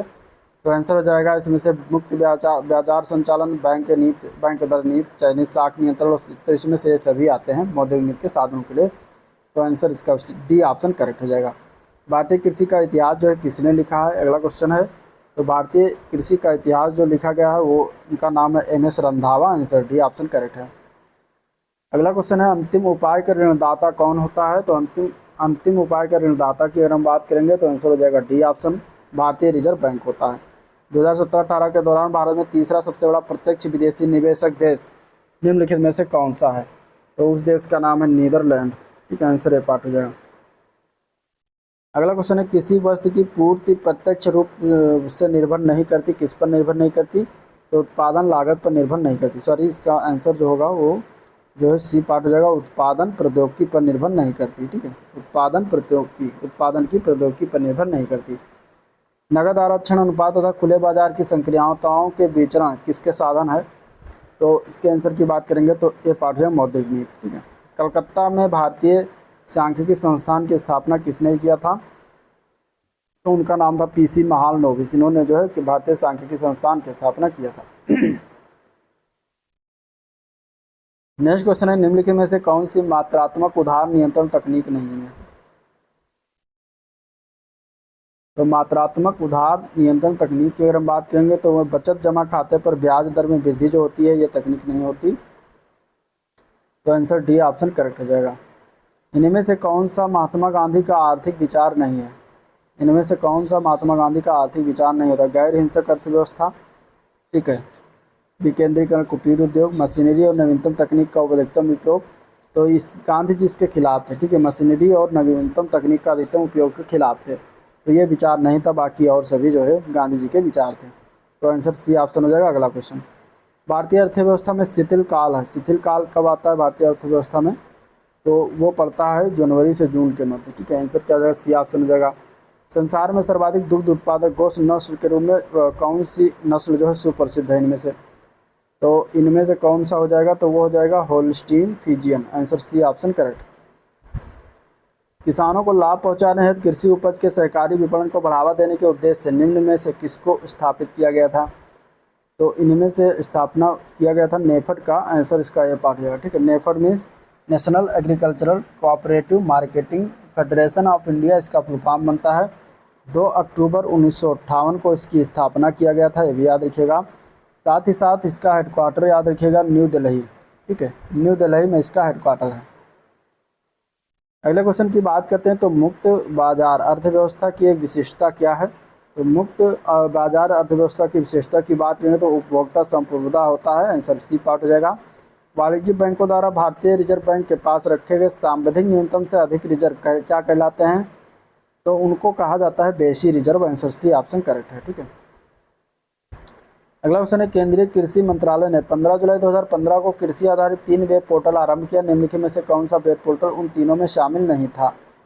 ठीक है, तो इनमें से बताना कौन सा उनमें तीनों में से शामिल नहीं था। तो पार्टिसिपेटरी गारंटी सिस्टम पोर्टल तो ये शामिल था। मृदा स्वास्थ्य कार्ड पोर्टल ये भी शामिल था। राष्ट्रीय आपदा त्वरित संदेश पोर्टल ये शामिल नहीं था। बाकी fertilizer quality control system portal ये भी शामिल था। तो सी पार्ट इसका करेक्ट आंसर हो जाएगा। देश में एग्रो इकोलॉजिकल क्षेत्र कितने हैं? तो देश में एग्रो इकोलॉजिकल क्षेत्रों की संख्या टोटल 20 है। अगला क्वेश्चन की बात करते हैं, तो मुक्त व्यापार से संबंधित मतलब क्या अर्थ होता है? मुक्त व्यापार मतलब क्या होता है? तो इसका मतलब होता है माल और सेवाओं का अनियंत्रित आदान प्रदान करना मुक्त व्यापार कहलाता है। आंसर सी ऑप्शन करेक्ट हो जाएगा। अगला क्वेश्चन है, भारत में कई सरकारी संगठन है जो कृषि विपणन में शामिल हैं। इनमें से कौन सा ऐसा संगठन नहीं है जो कृषि विपणन में शामिल नहीं होता? तो करेक्ट आंसर की बात करेंगे तो डी पार्ट जो भारत के कृषि निगम जो है कृषि विपणन में शामिल है, लेकिन ये जो है ऐसा कोई संगठन नहीं है। ठीक है, ये जो है संगठन नहीं है। बाकी भारतीय कपास निगम, भारतीय खाद्य निगम, कृषि लागत और मूल्यों पर आधारित तीनों शामिल हैं। भारत के संपूर्ण दुग्ध उत्पादन में सर्वाधिक योगदान किस संवर्ग के पशुओं का रहता है? माने कौन से पशु का सबसे ज़्यादा योगदान रहता है भारत के दुग्ध उत्पादन में? तो वो होता है भैंस का। भारतीय अर्थव्यवस्था में कृषि का महत्व उसके निम्नलिखित में से किस योगदान से जाना जाता है? तो वो जाना जाता है राष्ट्रीय आय तथा रोजगार से, औद्योगिक विकास और अंतर्राष्ट्रीय व्यापार से, और खाद्यान्न आपूर्ति से भी जानते हैं। तो ऊपर आंसर इसका हो जाएगा डी ऑप्शन, उपयुक्त सभी से। ऐसी किसी अर्थव्यवस्था में निम्न में से कौन सा ऐसा कार्य है जो केंद्रीय बैंक के कार्यों में शामिल नहीं है? इनमें से तो कौन सा कार्य होता है? तो उसके अगर हम आंसर की बात करें तो सी पार्ट है, सरकारी खर्च पर जो नियंत्रण होता है ये बैंकिंग कार्यों में शामिल नहीं होता। अगला क्वेश्चन है, इसमें से संयुक्त राज्य अमेरिका दुनिया का सबसे बड़ा जीडीपी वाला देश है। कौन सा देश वैश्विक जीडीपी रैंकिंग में दूसरे स्थान पर आता है? तो वो आता है चीन। आंसर सी ऑप्शन हो जाएगा। ठीक है, अगला क्वेश्चन है, निम्न में से कौन सी समिति बैंकिंग क्षेत्र सुधारों से संबंधित है? कौन सी समिति जो है बैंकिंग क्षेत्र में सुधारों से संबंधित है इनमें से? तो उसका आंसर क्या हो जाएगा? तो आंसर हो जाएगा बी पार्ट नरसिम्हा समिति। ठीक है, निम्न में से किसे उक्त प्रवाही द्रव्य माना जाता है? इनमें से तो उक्त प्रवाही द्रव्य की बात करेंगे तो ये FII को मानते हैं, फॉरेन इंस्टीट्यूशनल इन्वेस्टर इसको कहते हैं। तो आंसर ए पार्ट करेक्ट हो जाएगा। ठीक है, डेफिसिट फाइनेंसिंग का अर्थ है कि सरकार ने किसके धन अर्जित किए हैं? तो इसका आंसर क्या हो जाएगा? तो भारतीय रिजर्व बैंक से धन अर्जित किया है। किससे धन अर्जित किया? तो भारतीय रिजर्व बैंक से अर्जित किया, तो उसको क्या कहते हैं? Deficit financing.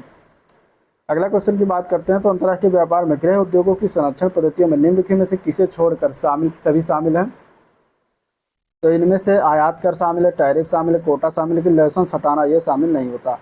अवांछनीय भुगतान संतुलन की समस्या कब होती है? तो अवांछनीय भुगतान संतुलन की समस्या की अगर हम बात करेंगे तो मुद्रास्फीति इसमें क्या होती है? घट जाती है। आंसर सी ऑप्शन करेक्ट हो जाएगा। अगले क्वेश्चन की बात करते हैं, तो agreement on agriculture, agreement on the application of sanitary and sanitary measures और पीस क्लॉज शब्द प्राय समाचारों में किसके मामले के संदर्भ में आते हैं? तो ये सभी अगर हम देखेंगे तो ये विश्व व्यापार संगठन के मामले हैं। आंसर सी ऑप्शन करेक्ट है। नेक्स्ट क्वेश्चन है, किसी देश की मुद्रा यानी करेंसी के अधिकीलन का अर्थ है कि मुद्रा के मूल्य को इस पर निर्धारित करना है। किस पर निर्धारित किया जाता है? तो इसको अगर हम बात करेंगे तो आंसर हो जाएगा सी पार्ट, उच्चतम स्तर पर निर्धारित किया जाता है। नेक्स्ट क्वेश्चन देखते हैं, तो हाल के वर्षों में भारत में केंद्रीय सरकार के व्यय की सबसे बड़ी एकल मत क्या रही है? तो केंद्रीय सरकार की सबसे बड़ी व्यय की एकल मत रही है ब्याज का भुगतान। समानांतर फसल का इनमें से कौन सा एक उदाहरण है? तो गेहूं प्लस सरसों यह समानांतर फसल का उदाहरण होता है। आंसर बी पार्ट हो जाएगा। व्यापार नीति में कौन शामिल होता है? तो व्यापार नीति में निर्यात आयात नीति शामिल होता है। तो आंसर ए पार्ट करेक्ट हो जाएगा। ठीक है, अगला क्वेश्चन है, भारत में वर्तमान मुद्रा प्रणाली का प्रबंधकर्ता कौन है? तो भारतीय रिजर्व बैंक होता है। भारत में 14 प्रमुख बैंकों का राष्ट्रीयकरण किस वर्ष किया गया? तो क्वेश्चन हो गया था 14 बैंकों का जो किया गया था राष्ट्रीयकरण वो था 1969 में। ठीक है, 19 जुलाई 1969। नेक्स्ट क्वेश्चन है, निम्नलिखित में से क्या ट्रिम्स का सही विस्तार है? TRIMS का सही विस्तार क्या है? तो ट्रेड रिलेटेड इन्वेस्टमेंट मेजर्स इसका जो है सही विस्तार है। आंसर सी ऑप्शन हो जाएगा। मूल लेखांकन समीकरण क्या होता है? तो मूल लेखांकन समीकरण की अगर हम बात करेंगे तो संपत्ति बराबर देयताएं प्लस शेयरधारकों का हिस्सा ये होता है मूल लेखांकन समीकरण। कराधान कानून संशोधन अधिनियम 2017 ने किसे स्वच्छ ऊर्जा उपकर को प्रतिस्थापित किया है? तो जीएसटी की प्रतिपूर्ति उपकर को जो है प्रतिपूर्ति से जीएसटी प्रतिपूर्ति उपकर से स्वच्छ ऊर्जा उपकर को प्रतिस्थापित किया गया। अगला क्वेश्चन है भारतीय अर्थव्यवस्था कैसी है? तो भारतीय अर्थव्यवस्था जो होती है वो मिश्रित अर्थव्यवस्था है। ठीक है, तो आंसर है बी पार्ट करेक्ट हो जाएगा। असंगठित क्षेत्र के लिए डाटा कौन सा संगठन एकत्रित करता है? तो असंगठित क्षेत्र के लिए डाटा की अगर हम बात करेंगे तो ये एनएसएसओ जो है संगठित करता है, तो आंसर ए पार्ट हो जाएगा। दूध के अग्रणी उत्पादकों का सही अवरोही क्रम बताना है इनमें से। ठीक है, तो सबसे पहले नंबर पर भारत आता है, दूसरे पर अमेरिका, तीसरे पर पाकिस्तान, चौथे पर चीन आता है। नेक्स्ट क्वेश्चन है विनिवेश क्या होता है? तो विनिवेश की अगर हम बात करेंगे तो इसका आंसर क्या जाएगा? सरकार के शेयर निजी कंपनियों को बेचना विनिवेश कहलाता है। ठीक है, सरकार के जो शेयर हैं निजी कंपनियों को अगर बेच दिया जाता है तो उसको हम क्या कहते हैं? विनिवेश कहते हैं। रिजर्व बैंक का राष्ट्रीयकरण किस वर्ष हुआ था? तो रिजर्व बैंक का राष्ट्रीयकरण जो होता है 1949 में हुआ था। आंसर सी ऑप्शन हो जाएगा। अगले क्वेश्चन की बात करते हैं तो सार्वजनिक क्षेत्र में विनिवेश को क्या कहते हैं? तो सार्वजनिक क्षेत्र में विनिवेश को कहते हैं निजीकरण। इनमें से कौन सा भारत में कृषि विपणन के मुख्य दोषों में से एक नहीं है? तो वह है अनुकूल मंडी। आंसर सी ऑप्शन हो जाएगा। सर्वाधिक वसा की मात्रा किस नस्ल की भैंस में प्राप्त होता है? तो ये प्राप्त होता है भदावरी भैंस में। आंसर बी पार्ट हो जाएगा। मिश्रित कृषि में क्या क्या सम्मिलित है? तो मिश्रित कृषि में अगर हम बात करेंगे तो कई तरह के फसलें उगाना तथा पशुपालन भी करना आता है। ठीक है, निम्नलिखित में से किस देश ने 1 अप्रैल से 31 मार्च की अवधि को अपना वित्तीय वर्ष नहीं बनाया? तो ये अमेरिका ने नहीं बनाया। आंसर हो जाएगा इसका सी ऑप्शन।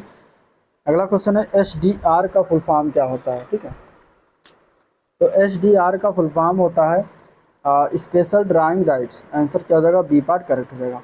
हरित खेती में क्या क्या सन्निहित है? तो हरित खेती में समेकित कीट प्रबंधन, समेकित पोषक पदार्थ आपूर्ति एवं समेकित प्राकृतिक संसाधन प्रबंधन आता है। सी ऑप्शन इसका करेक्ट हो जाएगा। भारतीय कृषि का इतिहास जो है किसके द्वारा लिखा गया है? तो ये क्वेश्चन हो चुका है। भारतीय कृषि का इतिहास की अगर हम बात करें तो एम एस रंधावा ने लिखा है। 1 रुपये के नोट किसके द्वारा जारी किए जाते हैं? ये भी क्वेश्चन हो चुका है। आंसर इसका हो जाएगा डी पार्ट, भारत सरकार जारी करता है। भारतीय निर्यात के तीव्र प्रसार में सहयोग देने वाला मुख्य कारक कौन सा है? तो इसका आंसर हो जाएगा बी पार्ट, अर्थव्यवस्था का उदारीकरण होता है। आंसर बी पार्ट करेक्ट हो जाएगा। ठीक है, इनमें से किसकी प्रति व्यक्ति इकाई परिवर्ती आगत के रूप में परिभाषित किया जाता है? तो इनमें से अगर देखा जाएगा तो आंसर हो जाएगा डी पार्ट, औसत उत्पाद की जो है प्रति व्यक्ति इकाई परिवर्ती आगत के रूप में परिभाषित किया जाता है। किसी केमिस्ट की दुकान में काम कर रहा रेफ्रिजरेटर एक किस प्रकार का उदाहरण है? तो ये जो होता है ये उपभोक्ता की वस्तु का उदाहरण हो जाता है। ठीक है, केमिस्ट की दुकान में, तो आंसर डी ऑप्शन करेक्ट है। नेक्स्ट क्वेश्चन है मिश्रित अर्थव्यवस्था का क्या अभिप्राय है? मिश्रित अर्थव्यवस्था मीन्स होता है सरकारी और निजी क्षेत्रों का सह अस्तित्व, एक साथ मिलकर काम करना, तो उसको हम कहते हैं मिश्रित अर्थव्यवस्था।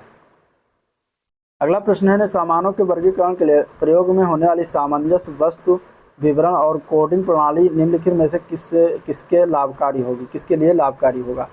तो ये जो है सीमा शुल्क और उत्पाद शुल्क के लिए सामानों के वर्गीकरण लाभकारी होगा, तो आंसर सी ऑप्शन हो जाएगा। नेक्स्ट क्वेश्चन है भारत में सिक्कों की ढलाई का एकमात्र अधिकार किसके पास है? तो ये जो है अधिकार है ये भारत सरकार के पास होता है। आंसर सी ऑप्शन भी इसका राइट हो जाएगा। अगले क्वेश्चन की बात करते हैं तो विकासशील देशों की निम्न समस्याओं में से कौन सी सही नहीं है इनमें से? तो इनमें से अगर देखा जाएगा तो सी पार्ट हो जाएगा। वृद्धावस्था वाली आबादी का उच्च अनुपात जो होता है ये विकासशील देशों की निम्न समस्याओं में से शामिल नहीं है। बाकी प्रौद्योगिकी विकास का निम्न स्तर होता है, अर्थव्यवस्था की विविधता का अभाव भी और दुर्बल औद्योगिक आधार भी होता है। तो आंसर आपका इसमें सी पार्ट हो जाएगा। किसी देश के निवासियों और विश्व के शेष लोगों के बीच एक वर्ष में किए गए सभी आर्थिक लेन देन के रिकॉर्ड को क्या कहते हैं? तो उसको कहा जाता है, इसको जो है कहा जाता है भुगतान शेष। क्या कहा जाता है? भुगतान शेष कहते हैं। आंसर सी ऑप्शन हो जाएगा। मानव संसाधन विकास के लिए निम्न में से क्या सुसंगत नहीं है? तो इसमें से अगर देखा जाएगा तो आंसर क्या हो जाएगा? तो आंसर हो जाएगा ए पार्ट, जाति व्यवस्था जो है सुसंगत नहीं है। 1983 के अर्थशास्त्र में माइक्रो और माइक्रो शब्द का प्रयोग सर्वप्रथम 1933 के अर्थशास्त्र में माइक्रो और माइक्रो शब्द का प्रयोग सर्वप्रथम किसने किया था? तो रेगनर फ्रिश के द्वारा किया गया था। आंसर ए पार्ट करेक्ट हो जाएगा। व्यापार चक्र में क्या होते हैं? तो व्यापार चक्र कितने चरण के होते हैं बताना। तो व्यापार चक्र जो होते हैं वह 4 चरणों में होते हैं, तो आंसर डी ऑप्शन करेक्ट हो जाएगा। ठीक है, जब मुद्रा आपूर्ति बढ़ती है तो एलएम वक्र क्या होता है? तो जब मुद्रा की आपूर्ति बढ़ती है तो एलम वक्र जो होता है दाएं अंतरित हो जाता है, तो आंसर सी ऑप्शन हो जाएगा। निपेक्ष निक्षेप सेवाएं किसे कहा जाता है? तो निक्षेप सेवाएं प्रतिभूतियों को सुरक्षित रखने के लिए एक एजेंसी को कहा जाता है, तो आंसर सी ऑप्शन हो जाएगा। ठीक है। अर्थशास्त्र शब्द किस भाषा से लिया गया है? तो इनमें से अगर देखा जाए तो अर्थशास्त्र शब्द की अगर हम बात करेंगे तो आंसर हो जाएगा ए पार्ट यूनानी भाषा से लिया गया है। पहला राष्ट्रीय आय समिति का गठन कब किया गया था? पहला राष्ट्रीय आय समिति का गठन किया गया था वर्ष 1949 में, आंसर बी पार्ट करेक्ट हो जाएगा। जब कोई चर्म उद्योग अपने अपशिष्ट को नदी में बहाकर जल प्रदूषण पैदा करता है तो स्वास्थ्य जोखिमों पर लगने वाली लागत को क्या कहते हैं? तो उसको कहा जाता है सामाजिक लागत, आंसर बी पार्ट करेक्ट हो जाएगा। ठीक है। अगला प्रैक्टिस देखते हैं। मुद्रास्फीति को नियंत्रित करने के लिए केंद्रीय बैंक को यह करना चाहिए, क्या करना चाहिए? तो मुद्रास्फीति को नियंत्रित करने के लिए केंद्रीय बैंक को खुले बाजार में सरकारी प्रतिभूतियों को जो है बेचना चाहिए, जिससे कि मुद्रास्फीति नियंत्रण किया जा सके। नेक्स्ट क्वेश्चन है सूक्ष्म अर्थशास्त्र का क्या संबंध है, किससे संबंध होता है? तो सूक्ष्म अर्थशास्त्र का संबंध जो होता है ये व्यक्तिगत यूनिट से होता है, आंसर बी ऑप्शन इसका राइट हो जाएगा। ठीक है। अगला क्वेश्चन है व्यष्टि अर्थशास्त्र और समष्टि अर्थशास्त्र शब्दों का निर्माण किसने किया था? तो ये इसके आंसर की बात करें तो रेगनर फिश के द्वारा किया गया था, आंसर सी ऑप्शन इसका भी राइट हो जाएगा। नेक्स्ट क्वेश्चन की बात करते हैं तो प्रसिद्ध अर्थशास्त्री थॉमस रॉबर्ट माल्थस की जनसंख्या के बारे में विचार कैसे हैं? तो आंसर हो जाएगा ए पार्ट निराशावादी हैं। ठीक है, आंसर ए पार्ट करेक्ट हो जाएगा।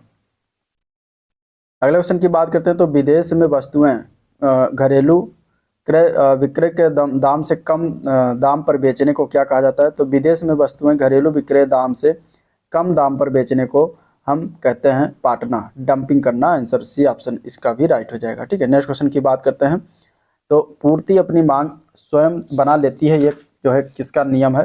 तो यह नियम की अगर हम बात करें तो बाजार का नियम होता है, आंसर ए पार्ट इसका राइट हो जाएगा। ठीक है। नेक्स्ट क्वेश्चन देखते हैं व्यय विधि के माध्यम से जीएनपी की गणना में क्या शामिल नहीं किया जाता?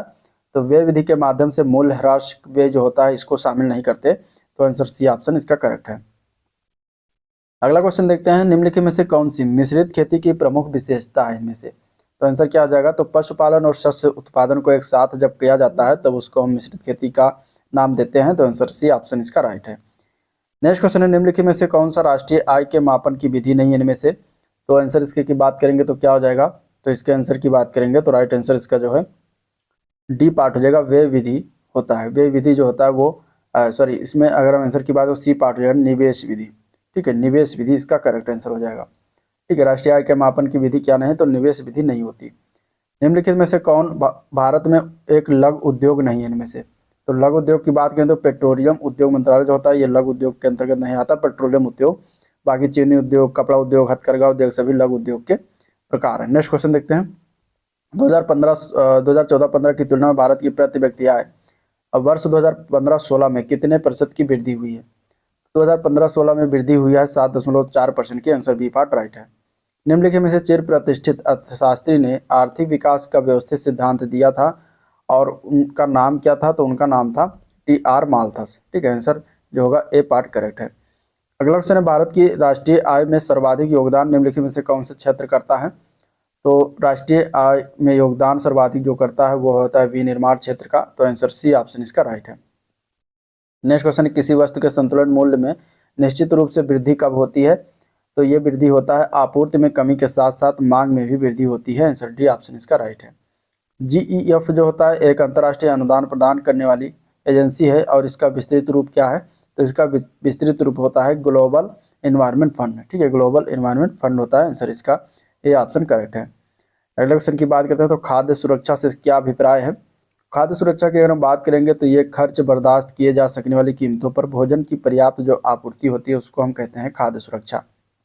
एशिया पैसिफिक आर्थिक सहयोग यानी एपीईसी शिखर सम्मेलन 2007 में कहाँ पर हुआ था? तो ये सिडनी में हुआ था, आंसर डी पार्ट करेक्ट है। नेक्स्ट क्वेश्चन है निम्नलिखित में से किस अर्थशास्त्री को अर्थशास्त्र का जनक माना जाता है इनमें से? तो अर्थशास्त्र के जनक की अगर हम बात करेंगे इनमें से तो एडम स्मिथ को कहते हैं, आंसर डी पार्ट करेक्ट है। मांग के नियम में कथन जो है अन्य बातें स्थिर रहते हैं, इसका क्या अर्थ होता है? तो मांग के नियम में जो कथन दिया गया है कि अन्य बातें स्थिर रहती हैं, तो इसका अर्थ होता है उपभोक्ता की आय में परिवर्तन ना हो, अन्य वस्तुओं के दाम में परिवर्तन ना हो, उपभोक्ता की रुचि में परिवर्तन ना हो, तो ये सभी होता है इसका अर्थ, तो आंसर हो जाएगा डी पार्ट उपरोक्त सभी। नेक्स्ट क्वेश्चन है सकल राष्ट्रीय आय हमेशा निवल राष्ट्रीय आय से अधिक होती है क्योंकि इसमें सम्मिलित होती है। इसमें क्या सम्मिलित होती है? तो इसमें पूंजी खपत भत्ता भी सम्मिलित होता है, इसलिए अधिक होता है, तो आंसर ए पार्ट करेक्ट हो जाएगा। अगला प्रश्न है मांग का नियम अभिव्यक्ति करता है, किसको अभिव्यक्ति करता है? तो मांग के नियम की अगर हम बात करेंगे तो इसका आंसर क्या हो जाएगा? तो आंसर की बात करेंगे तो आंसर ए पार्ट हो जाएगा, किसी वस्तु की कीमत में परिवर्तन का उसकी मांग पर प्रभाव जो होता है वो अभिव्यक्त करता है। निम्न में से कौन सी जीएनपी की गणना की विधि नहीं है इनमें से? तो जीएनपी की गणना की विधि की अगर हम बात करेंगे इसमें से तो सी पार्ट जो बचत उपागम जो होता है ये विधि नहीं होता। अगला क्वेश्चन है भारत में राष्ट्रीय आय का आकलन करने वाली संस्था कौन सी है? तो भारत में राष्ट्रीय आय का आकलन करने वाली संस्था की बात करें तो करेक्ट आंसर हो जाएगा डी पार्ट, केंद्रीय सांख्यिकी संगठन जो है ये राष्ट्रीय आय की जो है गणना करती है, आकलन करती है, तो डी पार्ट करेक्ट है। उपभोक्ता प्रभुत्व का क्या अर्थ होता है? तो इसका अर्थ उपभोक्ता अपनी आय को अपनी इच्छा अनुसार व्यय करने के लिए जो है स्वतंत्र है, इसका मतलब ये होता है, तो ए पार्ट इसका करेक्ट हो जाएगा। ठीक है, निम्न में से किस वस्तु का केवल विनिमय मूल्य है? तो करेक्ट आंसर हो जाएगा ए पार्ट, हीरा का क्या होता है? केवल विनिमय मूल्य होता है, बाकी कंप्यूटर, टेलीविजन, चावल इसका जो है विनिमय मूल्य नहीं होता। नेक्स्ट क्वेश्चन है कृषि में युग्म पैदावार का आशय किसको उगाने से होता है? तो युग्म मतलब जोड़े में यानी संयुक्त रूप से अगर देखा जाए तो विभिन्न मौसम पर जब दो फसलों को उगाया जाता है तो उसको हम कहते हैं युग्म पैदावारी। अगला क्वेश्चन है निम्नलिखित में से कौन सा कथन इसमें से गलत है? ठीक है, अर्थव्यवस्था संसाधनों की अधिकता की समस्या का सामना करती है, जो कि ये गलत है। किसी अर्थव्यवस्था की मुख्य समस्या है संसाधनों के बंटवारे की समस्या, तो ये सही है। अर्थव्यवस्था संसाधनों के उपयोग की समस्या का सामना करती है, तो ये भी सही है। ठीक है, अर्थव्यवस्था संसाधनों की वृद्धि की समस्या का सामना करती है, तो ये भी सही है। अधिकता की समस्या का सामना नहीं करती, तो ये पार्ट गलत हो जाएगा। अगला क्वेश्चन है खुले बाजार के संचालन क्या संकेत करते हैं? तो इसका कुछ इस तरीके से ऑप्शन दिया है, खुले बाजार के संचालन क्या संकेत करते हैं इनमें से? तो वह भारतीय रिजर्व बैंक द्वारा सरकारी प्रतिनिधियों की खरीद और बिक्री को जो है संकेत करते हैं, तो आंसर सी ऑप्शन इसका राइट है। नेक्स्ट क्वेश्चन है निम्नलिखित में से क्या अनधिमान वक्र का लक्षण नहीं होता इनमें से?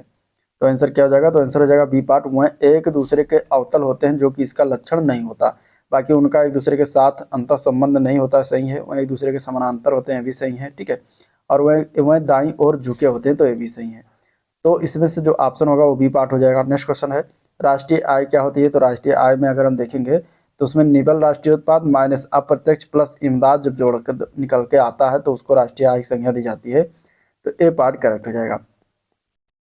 अगला क्वेश्चन है निम्नलिखित में से क्या आर्थिक समस्या नहीं है इनमें से? ठीक है, तो इसमें से अगर आर्थिक समस्या की हम बात करेंगे तो देखिए सवेतन कार्य और फुर्सत में किसी एक को चुनना, तो ये आर्थिक समस्या होता है। यह तय करना कि दो वस्तुओं में से किस पर खर्च किया जाए, तो ये भी आर्थिक समस्या है।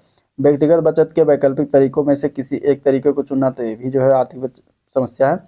और डी पार्ट यह तय करना कि फुर्सत के समय को विभिन्न तरीकों में से किस तरीके से व्यतीत किया जाए, तो ये जो होता है ये आर्थिक समस्या नहीं होता, तो आंसर डी ऑप्शन इसका राइट हो जाएगा। अगला क्वेश्चन है आपूर्ति की मात्रा में वृद्धि किसे दर्शाती है?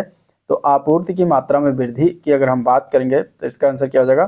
तो सी पार्ट हो जाएगा, आपूर्ति वक्र के दक्षिणापंथी आंतरण को जो है दर्शाती है। ठीक है, चलिए नेक्स्ट क्वेश्चन देखते हैं। अगला प्रश्न है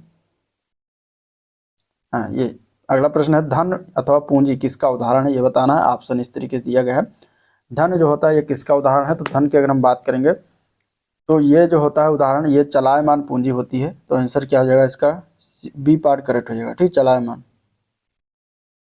आंसर क्या हो जाएगा? बी पार्ट करेक्ट हो जाएगा।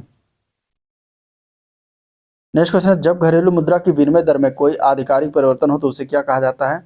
तो उसको हम कहते हैं पुनर्मूल्यांकन। क्या कहते हैं? पुनर्मूल्यांकन कहते हैं। अगला क्वेश्चन की बात करें तो किसी वस्तु का बाजार संतुलन किससे निर्धारित किया जाता है? तो ये निर्धारित किया जाता है वस्तु की मांग और आपूर्ति की शक्तियों के संतुलन पर, तो आंसर बी पार्ट करेक्ट हो जाएगा। अगला क्वेश्चन है जब श्रम पूर्ति वक्र पीछे झुकता है तब क्या होता है? तो जब श्रम पूर्ति वक्र पीछे झुकता है तो ये जो है आय निम्न स्तरीय वस्तु हो जाती है, तो आंसर ए पार्ट करेक्ट है। किसने कहा था अर्थशास्त्र धन का विज्ञान है? तो ये किसके द्वारा कहा गया था? तो ये कहा गया था एडम स्मिथ के द्वारा, आंसर सी पार्ट हो जाएगा। मुद्रा आपूर्ति किसके द्वारा नियंत्रित की जाती है? तो ये भारतीय रिजर्व बैंक के द्वारा, आरबीआई के द्वारा नियंत्रित किया जाता है, तो सी पार्ट करेक्ट हो जाएगा। ठीक है, कौटिल्य के अर्थशास्त्र का संबंध मुख्यतः किससे है? तो कौटिल्य के अर्थशास्त्र का संबंध जो है वो एक राजनीतिक शासन कला, उसमें बातें की गई, राजनीतिक चीज़ों के बारे में बातें की गई हैं, तो बी पार्ट इसका करेक्ट हो जाएगा। निम्न में से कौन सा एक सार्वजनिक क्षेत्र का उपक्रम है इनमें से? तो विजया बैंक जो है सार्वजनिक क्षेत्र का उपक्रम है, बाकी सारे निजी क्षेत्र के हैं, तो आंसर बी पार्ट करेक्ट हो जाएगा। अगला क्वेश्चन सभी प्रकार के उत्पादनों का बुनियादी उद्देश्य क्या है? तो सभी प्रकार के उत्पादनों का बुनियादी उद्देश्य जो होता है वो मानवीय जरूरतों को पूरा करना होता है। आंसर ए पार्ट करेक्ट है। ठीक है। मूल्य की दृष्टि से भारत किस देश को अधिकतम रत्नों और आभूषणों का निर्यात करता है? निर्यात करना मतलब कि बेचना, तो वो यूएसए को बेचता है। आंसर ए पार्ट करेक्ट हो जाएगा। अगला क्वेश्चन है, राष्ट्रीय आय का अपरिकलन निम्नलिखित में से एक को छोड़कर अन्य सभी तरीकों से किया जा सकता है। तो राष्ट्रीय आय का परिकलन जो है सभी प्रकार की बचत के योग से जो है किया जाता है। इसको छोड़कर अन्य सभी तरीके यानी कि सभी व्ययों का योग करके किया जाता है, सभी प्रकार की आय का योग करके किया जाता है, सभी प्रकार के निर्गत का योग करके किया जाता है।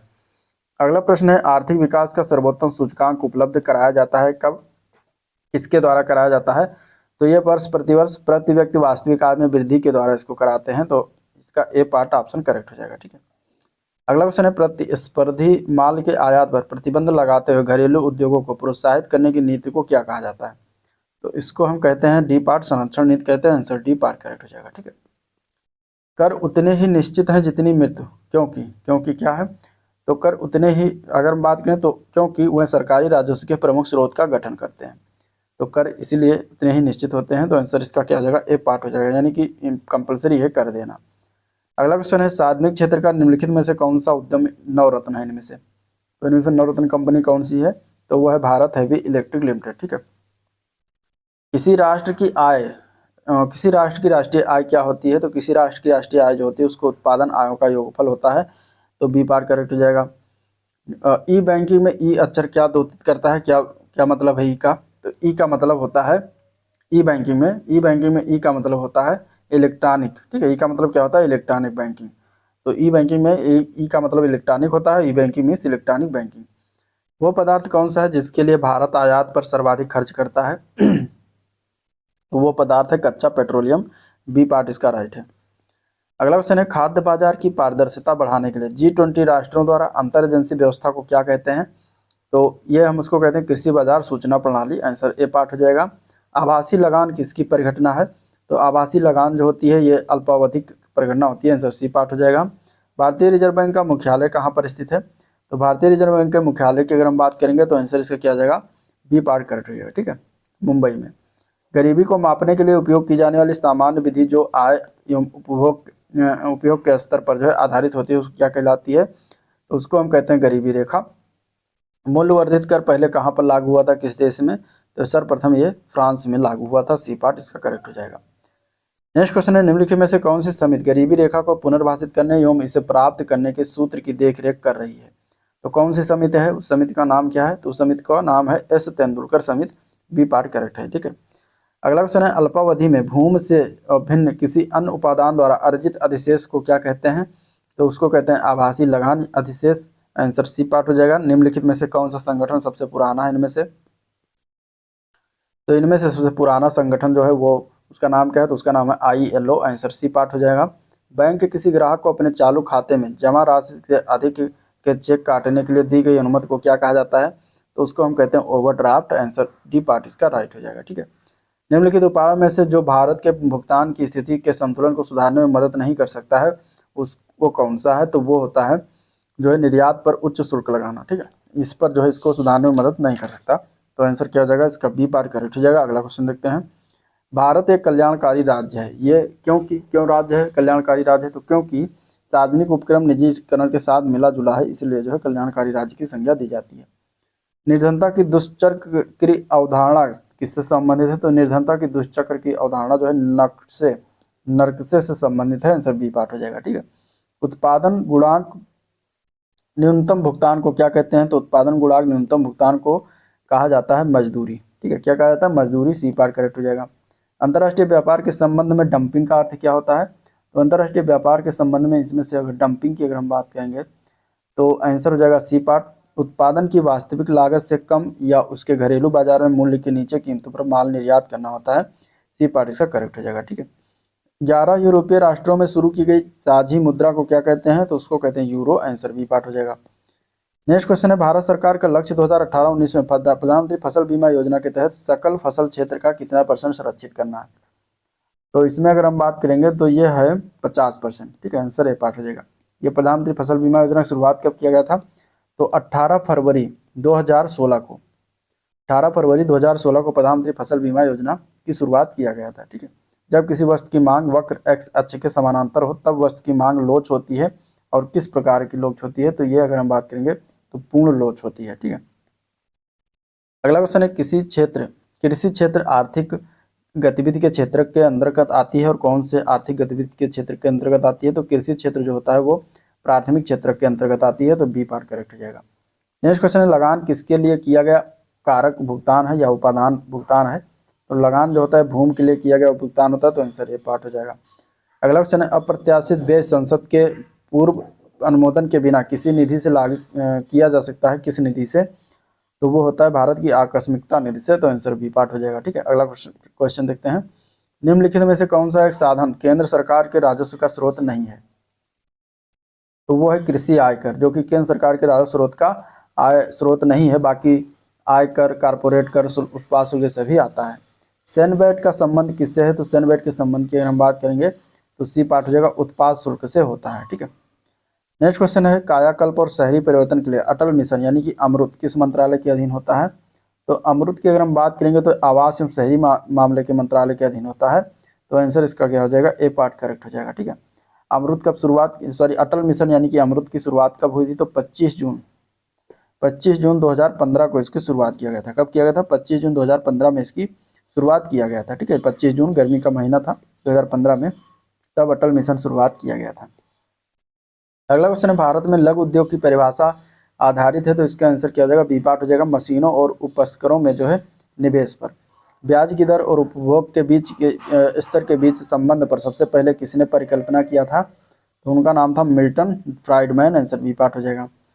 अगला क्वेश्चन है सामान्यतः किसान क्रेडिट कार्ड निम्न में से किसके द्वारा निर्गत नहीं होता, तो ये अगर हम बात करेंगे तो ये निर्गत की अगर हम बात करेंगे तो आंसर हो जाएगा ए पार्ट, ये नाबार्ड बैंक के द्वारा किसान क्रेडिट कार्ड निर्गत नहीं किया था। नाबार्ड क्या है, नाबार्ड की बात करेंगे तो इसकी स्थापना कब किया गया, तो 12 जुलाई 1982 को इसकी स्थापना किया गया था। ठीक है, हेडक्वार्टर कहाँ याद रखिएगा, मुंबई में इसका हेडक्वार्टर है। ठीक है, मुंबई में इसका कहाँ पर है, मुंबई में इसका हेडक्वार्टर है। बाकी किसान क्रेडिट कार्ड की बात करें तो व्यापारिक बैंकों के द्वारा, क्षेत्रीय ग्रामीण बैंकों के द्वारा और सहकारी बैंकों के द्वारा निर्गत किया जाता है।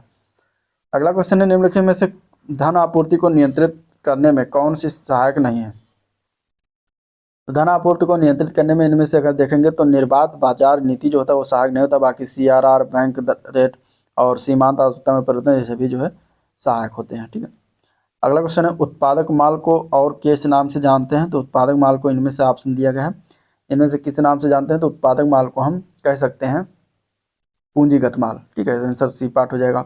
अगला क्वेश्चन है 2016 में भारत के रिजर्व बैंक के नए गवर्नर के रूप में किसे मनोनीत किया गया है, तो नए गवर्नर 2016 में जो मनोनीत किया गया था उनका नाम था डॉक्टर उर्जित पटेल। अभी वर्तमान में देखेंगे तो उनका क्या नाम है, तो उनका नाम है शक्तिकांत दास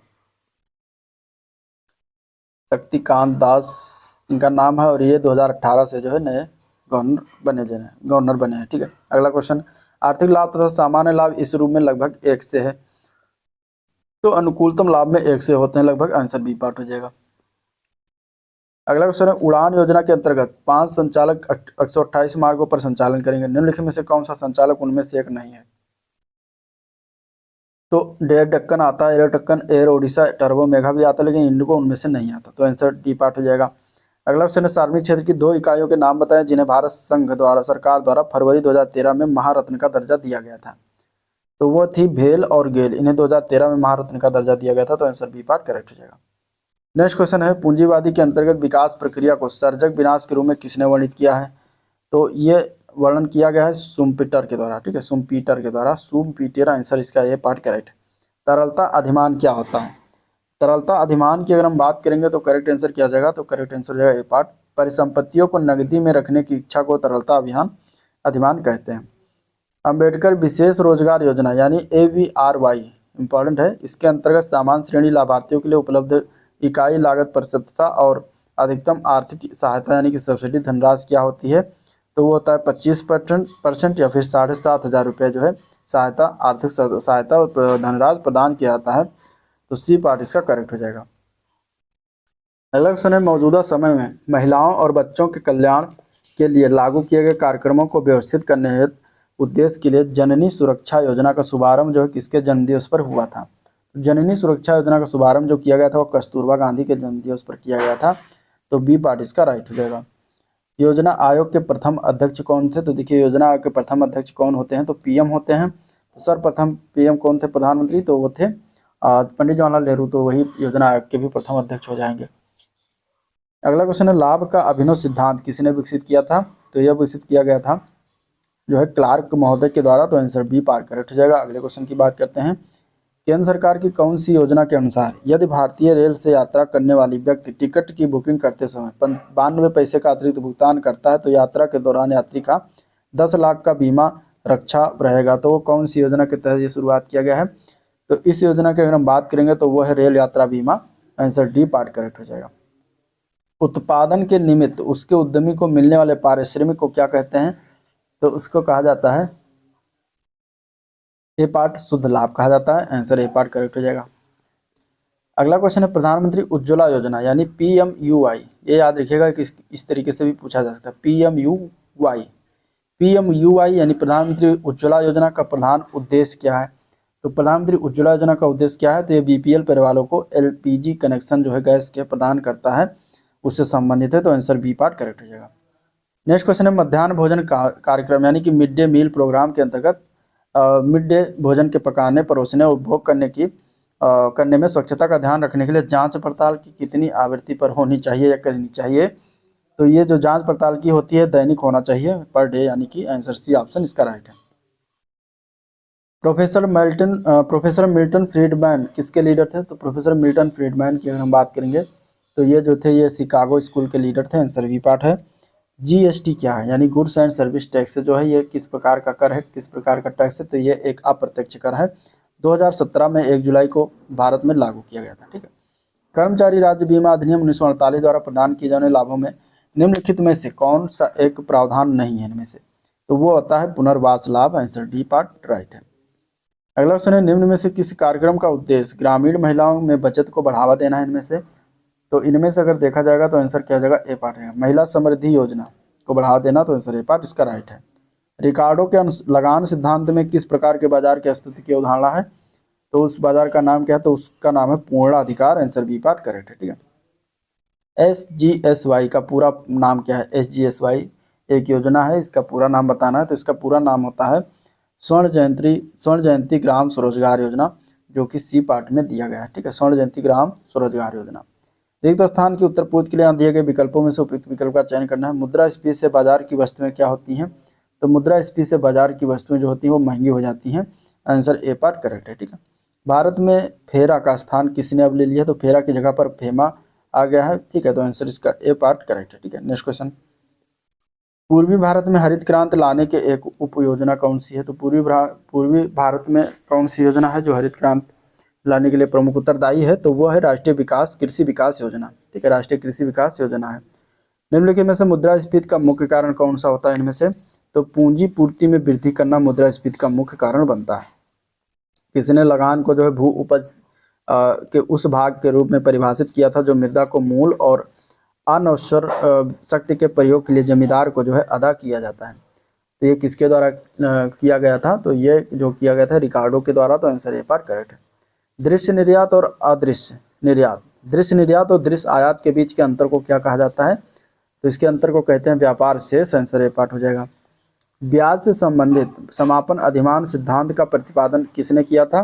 तो ये J.M. कीन्स महोदय के द्वारा किया गया था। तो बी पार्ट इसका राइट हो जाएगा। यानी कि मनरेगा जिसको कहते हैं, मनरेगा के अंतर्गत सामग्री संगठन के मामले में केंद्र और राज्य सरकार द्वारा दिए गए निधिकरण का अनुपात कितना होता है? तो मनरेगा में केंद्र और राज्य सरकार के द्वारा 75:25 का बंटवारा है। यानी 75% जो है वो केंद्र देती है और 25% राज्य उसमें जो है आर्थिक देती है। तो आंसर इसका हो जाएगा डी ऑप्शन। अगला क्वेश्चन है, निम्नलिखित में से कौन से आर्थिक गतिविधियां प्राथमिक क्षेत्र के अंतर्गत आती हैं? इनमें से तो प्राथमिक क्षेत्र के अंतर्गत देखा जाएगा तो मत्स्य आता है, डेयरी भी आता है, कृषि भी आता है, तीनों आ जाएगा। तो सी पार्ट करेक्ट हो जाएगा। कृषि उत्पादों की आपूर्ति प्रायः किससे की जाती है? क्या होती है? कृषि उत्पादों की आपूर्ति जो होती है प्रायः बेलोच होती है। ठीक है। तो आंसर इसका बी ऑप्शन करेक्ट हो जाएगा। अगला क्वेश्चन है, झुग्गी बस्ती मुक्त भारत बनाने के लिए सरकार द्वारा कौन सी योजना शुरुआत किया गया है? झुग्गी बस्ती मुक्त भारत बनाने के लिए सरकार द्वारा राजीव आवास योजना का शुरुआत किया गया था। तो ये डी पार्ट इसका राइट हो जाएगा। राष्ट्रीय आय में क्या शामिल होता है? राष्ट्रीय आय में इनमें से अगर देखा जाए तो नए मकान का निर्माण जो होता है वो राष्ट्रीय आय में शामिल होता है। तो आंसर क्या हो जाएगा, डी ऑप्शन हो जाएगा। ठीक है, नेक्स्ट क्वेश्चन है 7 सितंबर 2005 को भारत में महात्मा गांधी राष्ट्रीय ग्रामीण रोजगार गारंटी अधिनियम यानी मनरेगा लागू किया गया, जिसके अनुसार प्रतिवर्ष किसी भी ग्रामीण परिवार को न्यूनतम मजदूरी कितने दिन का रोजगार देकर उपलब्ध कराया जाता है। तो इसमें अगर देखा जाए तो कितने दिन का रोजगार दिया जाता है मनरेगा के तहत, तो 100 दिन का दिया जाता है। ठीक है, आंसर डी पार्ट करेक्ट हो जाएगा। स्टैगफ्लेशन की स्थिति वो होती है जब क्या होता है, तो स्टैगफ्लेशन की स्थिति की अगर हम बात करेंगे तो वो होती है जब वृद्धि की दर कीमत बढ़ने की दर से धीमी हो। तो आंसर डी पार्ट करेक्ट है। लाभ के गतिशील सिद्धांत का प्रस्तावक कौन था, तो लाभ के गतिशील सिद्धांत का प्रस्तावक क्लार्क था। आंसर ये पार्ट हो जाएगा। बैंक सेवाएं आर्थिक गतिविधि के किस क्षेत्र के अंतर्गत आती हैं, तो बैंक सेवाएं आर्थिक गतिविधि के तृतीय क्षेत्र के अंतर्गत आती हैं। आंसर सी पार्ट हो जाएगा। ठीक है, संघ सरकार के कर राजस्व में सबसे महत्वपूर्ण स्रोत क्या है, तो वो होता है निगम कर। आंसर सी पार्ट इसका राइट है। अगला क्वेश्चन है अंबेडकर विशेष रोजगार योजना यानी AVRY के अंतर्गत परियोजना की इकाई लागत कितने से कम नहीं होनी चाहिए, तो इसमें से अगर देखा जाए तो 50,000 से कम नहीं होना चाहिए। आंसर डी पार्ट राइट है। ऐसी अर्थव्यवस्था को क्या कहते हैं जिसका शेष विश्व से कोई संबंध नहीं होता, तो वो होती है बंद अर्थव्यवस्था या फिर समृद्ध अर्थव्यवस्था। आंसर बी पार्ट हो जाएगा। ठीक है, निम्न में से किस योजना को 2015 में APY द्वारा बदल दिया गया था, इनमें से कौन सी योजना है, तो वो योजना है स्वावलंबन योजना। आंसर क्या हो जाएगा, बी पार्ट हो जाएगा स्वावलंबन योजना। निम्न में से कौन से आर्थिक गतिविधियां प्राथमिक क्षेत्र के अंतर्गत आती हैं, इनमें से, तो आर्थिक गतिविधियां इनमें से अगर देखा जाए प्राथमिक क्षेत्र में तो बैंक सेवाएं ये तीसरी से मतलब तृतीय सेवाएं हैं। ठीक है, डेयरी ये प्राथमिक क्षेत्र के अंतर्गत आता है।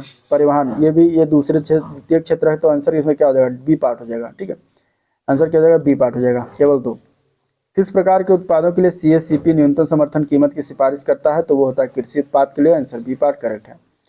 अगला क्वेश्चन है कौन सी योजना केंद्र सरकार द्वारा बिहार राज्य में प्रारंभ की गई जिसका उद्देश्य डाक सेवाओं के माध्यम से साफ गंगा जल को घरेलू क्षेत्रों तक पहुंचाना होता है, तो वो होता है गंगा जल डिलीवरी योजना। नेक्स्ट क्वेश्चन है मुद्रास्फीति की उच्च दर और बेरोजगारी की उच्च दर की एक साथ उपस्थिति को क्या कहते हैं, तो उसको हम कहते हैं स्टैगफ्लेशन। आंसर इसका बी पार्ट करेक्ट है। मूल्य ह्रास किसके बराबर होता है, तो मूल्य ह्रास की बात करेंगे तो सकल राष्ट्रीय उत्पाद माइनस निवल राष्ट्रीय उत्पाद को मूल्य ह्रास के बराबर कहा जाता है। आंसर है। अगला क्वेश्चन है निम्नलिखित में से किस क्षेत्र को सेवा क्षेत्र भी कहा जाता है, तो सेवा क्षेत्र की अगर हम बात करेंगे तो सेवा क्षेत्र हम इसमें से कहते हैं तृतीय जो तीसरी श्रेणी की होती है टर्सरी सेक्टर, तो उसको भी सेवा क्षेत्र का नाम दिया जाता है। PMSBY का फुल फॉर्म क्या है, तो PMSBY का फुल फॉर्म क्या होता है, इसका होता है प्रधानमंत्री सुरक्षा बीमा योजना। ठीक है, कब शुरुआत किया गया था, तो 9 मई 2015 को इसकी शुरुआत किया गया था PMSBY। अगला प्रश्न है स्टैगफ्लेशन की स्थिति क्या होती है, तो स्टैगफ्लेशन की स्थिति की बात करेंगे तो सी पार्ट में गतिरोध और मुद्रास्फीति की स्थिति को स्टैगफ्लेशन कहा जाता है। अचल संपत्ति किस क्षेत्र के अंतर्गत आता है, तो अचल संपत्ति जो है ये अगर हम बात करेंगे इस क्षेत्र की तो ये तृतीय श्रेणी में आता है। आंसर बी पार्ट करेक्ट है। प्रच्छन्न बेरोजगारी की बात करेंगे तो ये जो है इसका अर्थ क्या है, इसका मतलब क्या होता है, तो इसका मतलब होता है श्रम की सीमांत उत्पादकता क्या है होती है, शून्य होती है। प्रच्छन्न में छिपी हुई बेरोजगारी, और ये सबसे ज़्यादा जो है कृषि के क्षेत्र में सबसे ज़्यादा बेरोजगारी होती है, इस प्रकार की बेरोजगारी। ठीक है, अगला क्वेश्चन है निम्नलिखित में से किस गैस में वृद्धि ग्लोबल वार्मिंग की ओर ले जाता है, निम्नलिखित में किस गैस की वृद्धि ग्लोबल वार्मिंग की ओर ले जाता है, ये बताना है। ठीक है, तो इसका आंसर हो जाएगा B part carbon dioxide. Answer क्या हो जाएगा, B part carbon dioxide. Answer क्या हो जाएगा, बी पार्ट कार्बन डाइऑक्साइड। सरकार द्वारा ई रकम का नामक एक नया प्लेटफॉर्म किस उद्देश्य के लिए शुरू किया गया है, तो सरकार द्वारा अगर देखा जाए ई रकम की बात करेंगे तो आंसर बी पार्ट है, कृषि उत्पाद बेचने के लिए जो है शुरुआत किया गया है, तो आंसर बी पार्ट करेक्ट हो जाएगा। वित्तीय वर्ष 2017-18 के दौरान वरिष्ठ पेंशन बीमा योजना का क्रियान्वयन कौन करेगा, तो ये क्रियान्वयन भारतीय जीवन बीमा निगम करेगा, तो आंसर सी पार्ट राइट है। अगला क्वेश्चन है निम्नलिखित में से कौन भारतीय अर्थव्यवस्था में तृतीयक श्रेणी के अंतर्गत आता है, तो इसमें से अगर देखा जाए तो तृतीयक श्रेणी के अंतर्गत वस्तुओं का परिवहन जो होता है ये तृतीयक श्रेणी के अंतर्गत आएगा। डेयरी जो है वो प्राथमिक सेक्टर के अंतर्गत आता है, कृषि भी प्राथमिक सेक्टर के अंतर्गत आता है। ठीक है, प्रकटित अधिमान सिद्धांत यानी रिवील्ड प्रेफरेंस थ्योरी किसने प्रस्तुत किया था, तो इसका प्रस्तुतिकरण किया गया था P.A. सैमुअल्सन के द्वारा। आंसर सी पार्ट हो जाएगा। भारत में कृषि में बेरोजगारी का स्वरूप किस प्रकार का है, तो भारत में कृषि का बेरोजगारी स्वरूप मौसमी भी होता है और प्रच्छन्न भी होता है, तो इस तरीके से आंसर सी पार्ट है, ए व बी दोनों। नेक्स्ट क्वेश्चन है कौन मृदा स्वास्थ्य कार्ड में के मृदा स्वास्थ्य कार्ड से भारत के किसानों को उनके खेत में मिट्टी के मानदंडों की जानकारी मिलेगी। तो ये 12 मानदंडों की जानकारी मिलती है। आंसर बी पार्ट करेक्ट हो जाएगा। निम्नलिखित में से किसे प्रोत्साहन देने के उद्देश्य से 1995 में मध्याह्न भोजन योजना जो है चलाई गई थी, मध्याह्न योजना चलाई गई थी। तो ये जो है किसे प्रोत्साहन दिया गया था, इसके अलावा इसके साथ ही इसको चलाने पर तो प्राथमिक शिक्षा का सार्वभौमिकता प्रदान करने के लिए जो है चलाया गया था। अगला क्वेश्चन है रुपये की पूर्ण परिवर्तनीयता का अर्थ क्या होता है। तो रुपये की पूर्ण परिवर्तनीयता का अर्थ होता है मांग और पूर्ति के बाजार फलों द्वारा रुपये और विदेशी मुद्राओं के बीच विनिमय दर का मुक्त रूप से निर्धारण करना। अगला क्वेश्चन है प्रधानमंत्री जन धन योजना की शुरुआत किस वर्ष की गई थी। तो प्रधानमंत्री जन धन योजना की शुरुआत की अगर हम बात करेंगे तो यह स्टार्ट किया गया था 2014 में। ठीक है, मेरा खाता भाग विधाता इसका जो है ध्येय वाक्य था। तो आंसर इसका हो जाएगा, आंसर क्या हो जाएगा इसका, बी पार्ट हो जाएगा। नेक्स्ट क्वेश्चन है बीपीएल श्रेणी से संबंधित वरिष्ठ नागरिकों के लिए भौतिक सहायता और असिस्टेंट लिविंग डिवाइस उपलब्ध कराने की कौन सी एक योजना है। तो उस योजना का नाम क्या है। तो उस योजना का नाम है राष्ट्रीय वयोश्री योजना। ठीक है, राष्ट्रीय वयोश्री योजना। जवाहर रोजगार योजना जो है ये क्रियान्वित किया जा रहा है और किसके द्वारा क्रियान्वित किया जा रहा है। तो ये ग्राम पंचायतों के द्वारा चलाया जा रहा है। तो आंसर ए पार्ट करेक्ट हो जाएगा। ठीक है, ये कब शुरुआत किया गया था। तो 1989 में इसको शुरुआत किया गया था। अगले क्वेश्चन की बात करते हैं। तो दृश्य निर्यात और दृश्य आयात के मूल्य में अंतर को क्या कहते हैं। तो इसके अंतर को हम कहते हैं व्यापार शेष। ठीक है, नेक्स्ट क्वेश्चन है किस कार्यक्रम के तहत प्रत्येक संसद सदस्य 2019 तक 3 गांव में भौतिक और संस्थागत बुनियादी ढांचे का विकास करने की जिम्मेदारी लेगा। तो वो होता है सांसद Adarsh Gram Yojana. Answer D part हो जाएगा। वैट किस पर लगाया जाता है। तो वैट की अगर हम बात करेंगे तो ये उत्पादन और बिक्री के सभी चरणों में लगाते हैं। तो आंसर बी पार्ट करेक्ट हो जाएगा। अपवादी मांग वक्र वह होती है जो क्या होती है।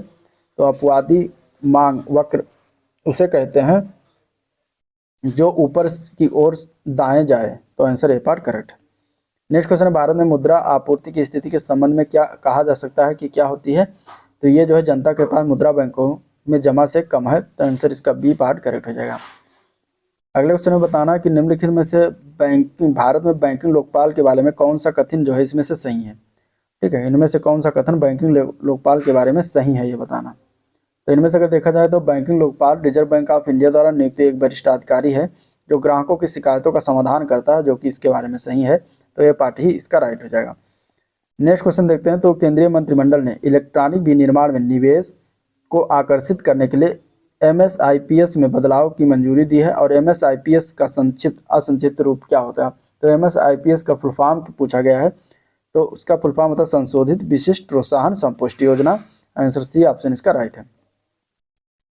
अगला क्वेश्चन है मूल्य वर्धित कर यानी कि वैट जिसको कहते हैं, ये वैल्यू एडेड टैक्स, इसका जो है क्या है, ये क्या चीज़ें बताना है। तो ये जो होता है ये एक अकेला कर होता है जो अधिप्रभार पर्यावरण कर और अधिराज्य करों पर जो है आदिराज्य करों पर का स्थान लेता है। तो सी पार्ट इसका राइट हो जाएगा। परिमाण मूलक सुलभ का अर्थ क्या होता है। परिमाण मूलक सुलभ की अगर हम बात करेंगे तो उत्पादन की लागत इकाई लागत में कमी होना इसका जो है अर्थ निकलता है। नेक्स्ट क्वेश्चन है श्री वाई रेड्डी की सेवानिवृत्ति के बाद भारतीय रिजर्व बैंक का गवर्नर किसे नियुक्त किया गया है। तो वाई रेड्डी के बाद नियुक्त किया गया था डॉक्टर डी सुब्बाराव को। अगला क्वेश्चन है केंद्र सरकार द्वारा शुरू की गई कौन सी योजना का उद्देश्य है कि ग्रामीण आजीविका में सुधार करना और ग्रामीण विकास को बढ़ावा देना तथा पूरे देश में पंचायती राज को मजबूत करना। ये किस योजना का उद्देश्य है। तो इस योजना की अगर हम बात करेंगे तो ये होता है प्रधान ग्राम उदय से उदय भारत उदय अभियान। इस योजना का ये मेन उद्देश्य रहा है। तो करेक्ट आंसर इसका क्या हो जाएगा, बी पार्ट करेक्ट हो जाएगा। ठीक है, अगला क्वेश्चन देखते हैं। मालिक के कब्जे वाले भवनों का आरोपित सकल किराया निम्नलिखित में से किसका हिस्सा होता है। तो यह होता है अंतिम उपभोग का हिस्सा। आंसर बी पार्ट हो जाएगा। भारतीय रिजर्व बैंक करेंसी नोट जारी करता है। कौन कौन सी करेंसी नोट किसके अंतर्गत जो जारी करता है बताना है। तो भारतीय रिजर्व बैंक जो है करेंसी जो जारी करता है वो न्यूनतम आरक्षण प्रणाली के अंतर्गत जारी करता है। तो सी पार्ट इसका राइट हो जाएगा। प्रधानमंत्री वय वंदना योजना यानी कि PMVVY के अंतर्गत किसकी अवधि में कितनी अवधि में जो है आश्वासित लाभ दिया जाएगा। तो प्रधानमंत्री वय वंदना योजना के अंतर्गत अगर हम बात करें तो 10 वर्ष की अवधि में आश्वासित लाभ दिया जाएगा। तो आंसर बी पार्ट हो जाएगा। ये शुरुआत कब किया गया था योजना, तो 4 मई 2017 को सॉरी 4 मई 2017 को शुरुआत किया गया था। जब पूर्ण उत्पाद वर्तमान दर से बढ़ता है तो क्या होता है, तो जो है सीमांत उत्पाद में वृद्धि होती है। बी पार्ट इसका राइट हो जाएगा। ठीक है। आर्थिक सहायता सरकार जो है किसको दिया जाने वाला भुगतान होता है, आर्थिक सहायता सरकार द्वारा किसको दिया जाने वाला भुगतान है। तो ये जो होता है ये उत्पादक यूनिट को दिया जाने वाला भुगतान है। आंसर बी पार्ट करेक्ट है। नेक्स्ट क्वेश्चन है, केंद्र सरकार द्वारा शुरू की गई कौन सी योजना का उद्देश्य गाँव को अधिक आत्मनिर्भर बनाने के लिए एक संगठित ग्रामीण पंचायत की स्थापना करना होता है। तो वो होता है ग्राम उदय से भारत उदय अभियान। आंसर ए पार्ट करेक्ट है। प्रच्छन्न बेरोजगारी को और किस नाम से जानते हैं, तो प्रच्छन्न बेरोजगारी को हम अल्प रोजगार या छिपी हुई बेरोजगारी जो कि कृषि क्षेत्र में सबसे ज़्यादा पाई जाती है, तो उसको इस नाम से जाना जाता है। तो आंसर ए पार्ट करेक्ट है। ठीक है। राष्ट्रीय नवीकरण निधि यानी एनआरएफ किस प्रयोजन से संस्थापित किया गया था, स्थापित किया गया था। तो राष्ट्रीय नवीकरण निधि की अगर हम बात करेंगे तो ये सामाजिक सुरक्षा की दृष्टि से इसको जो है स्थापित किया गया था। भारत सरकार के बजट आंकड़ों में ब्याज भुगतान, इमदाद, पेंशन, सामाजिक सेवाएं आदि जो है किसका अंग होती हैं, तो ये सभी योजनेतर व्यय के अंग होते हैं। तो आंसर इसका हो जाएगा डी ऑप्शन करेक्ट। ठीक है। नेक्स्ट क्वेश्चन है, किसानों को लाभ पहुंचाने के लिए प्रधानमंत्री कौन सी बीमा योजना शुरुआत किया गया था। तो किसानों को लाभ पहुंचाने के लिए प्रधानमंत्री जो है फसल बीमा योजना की शुरुआत किया गया था।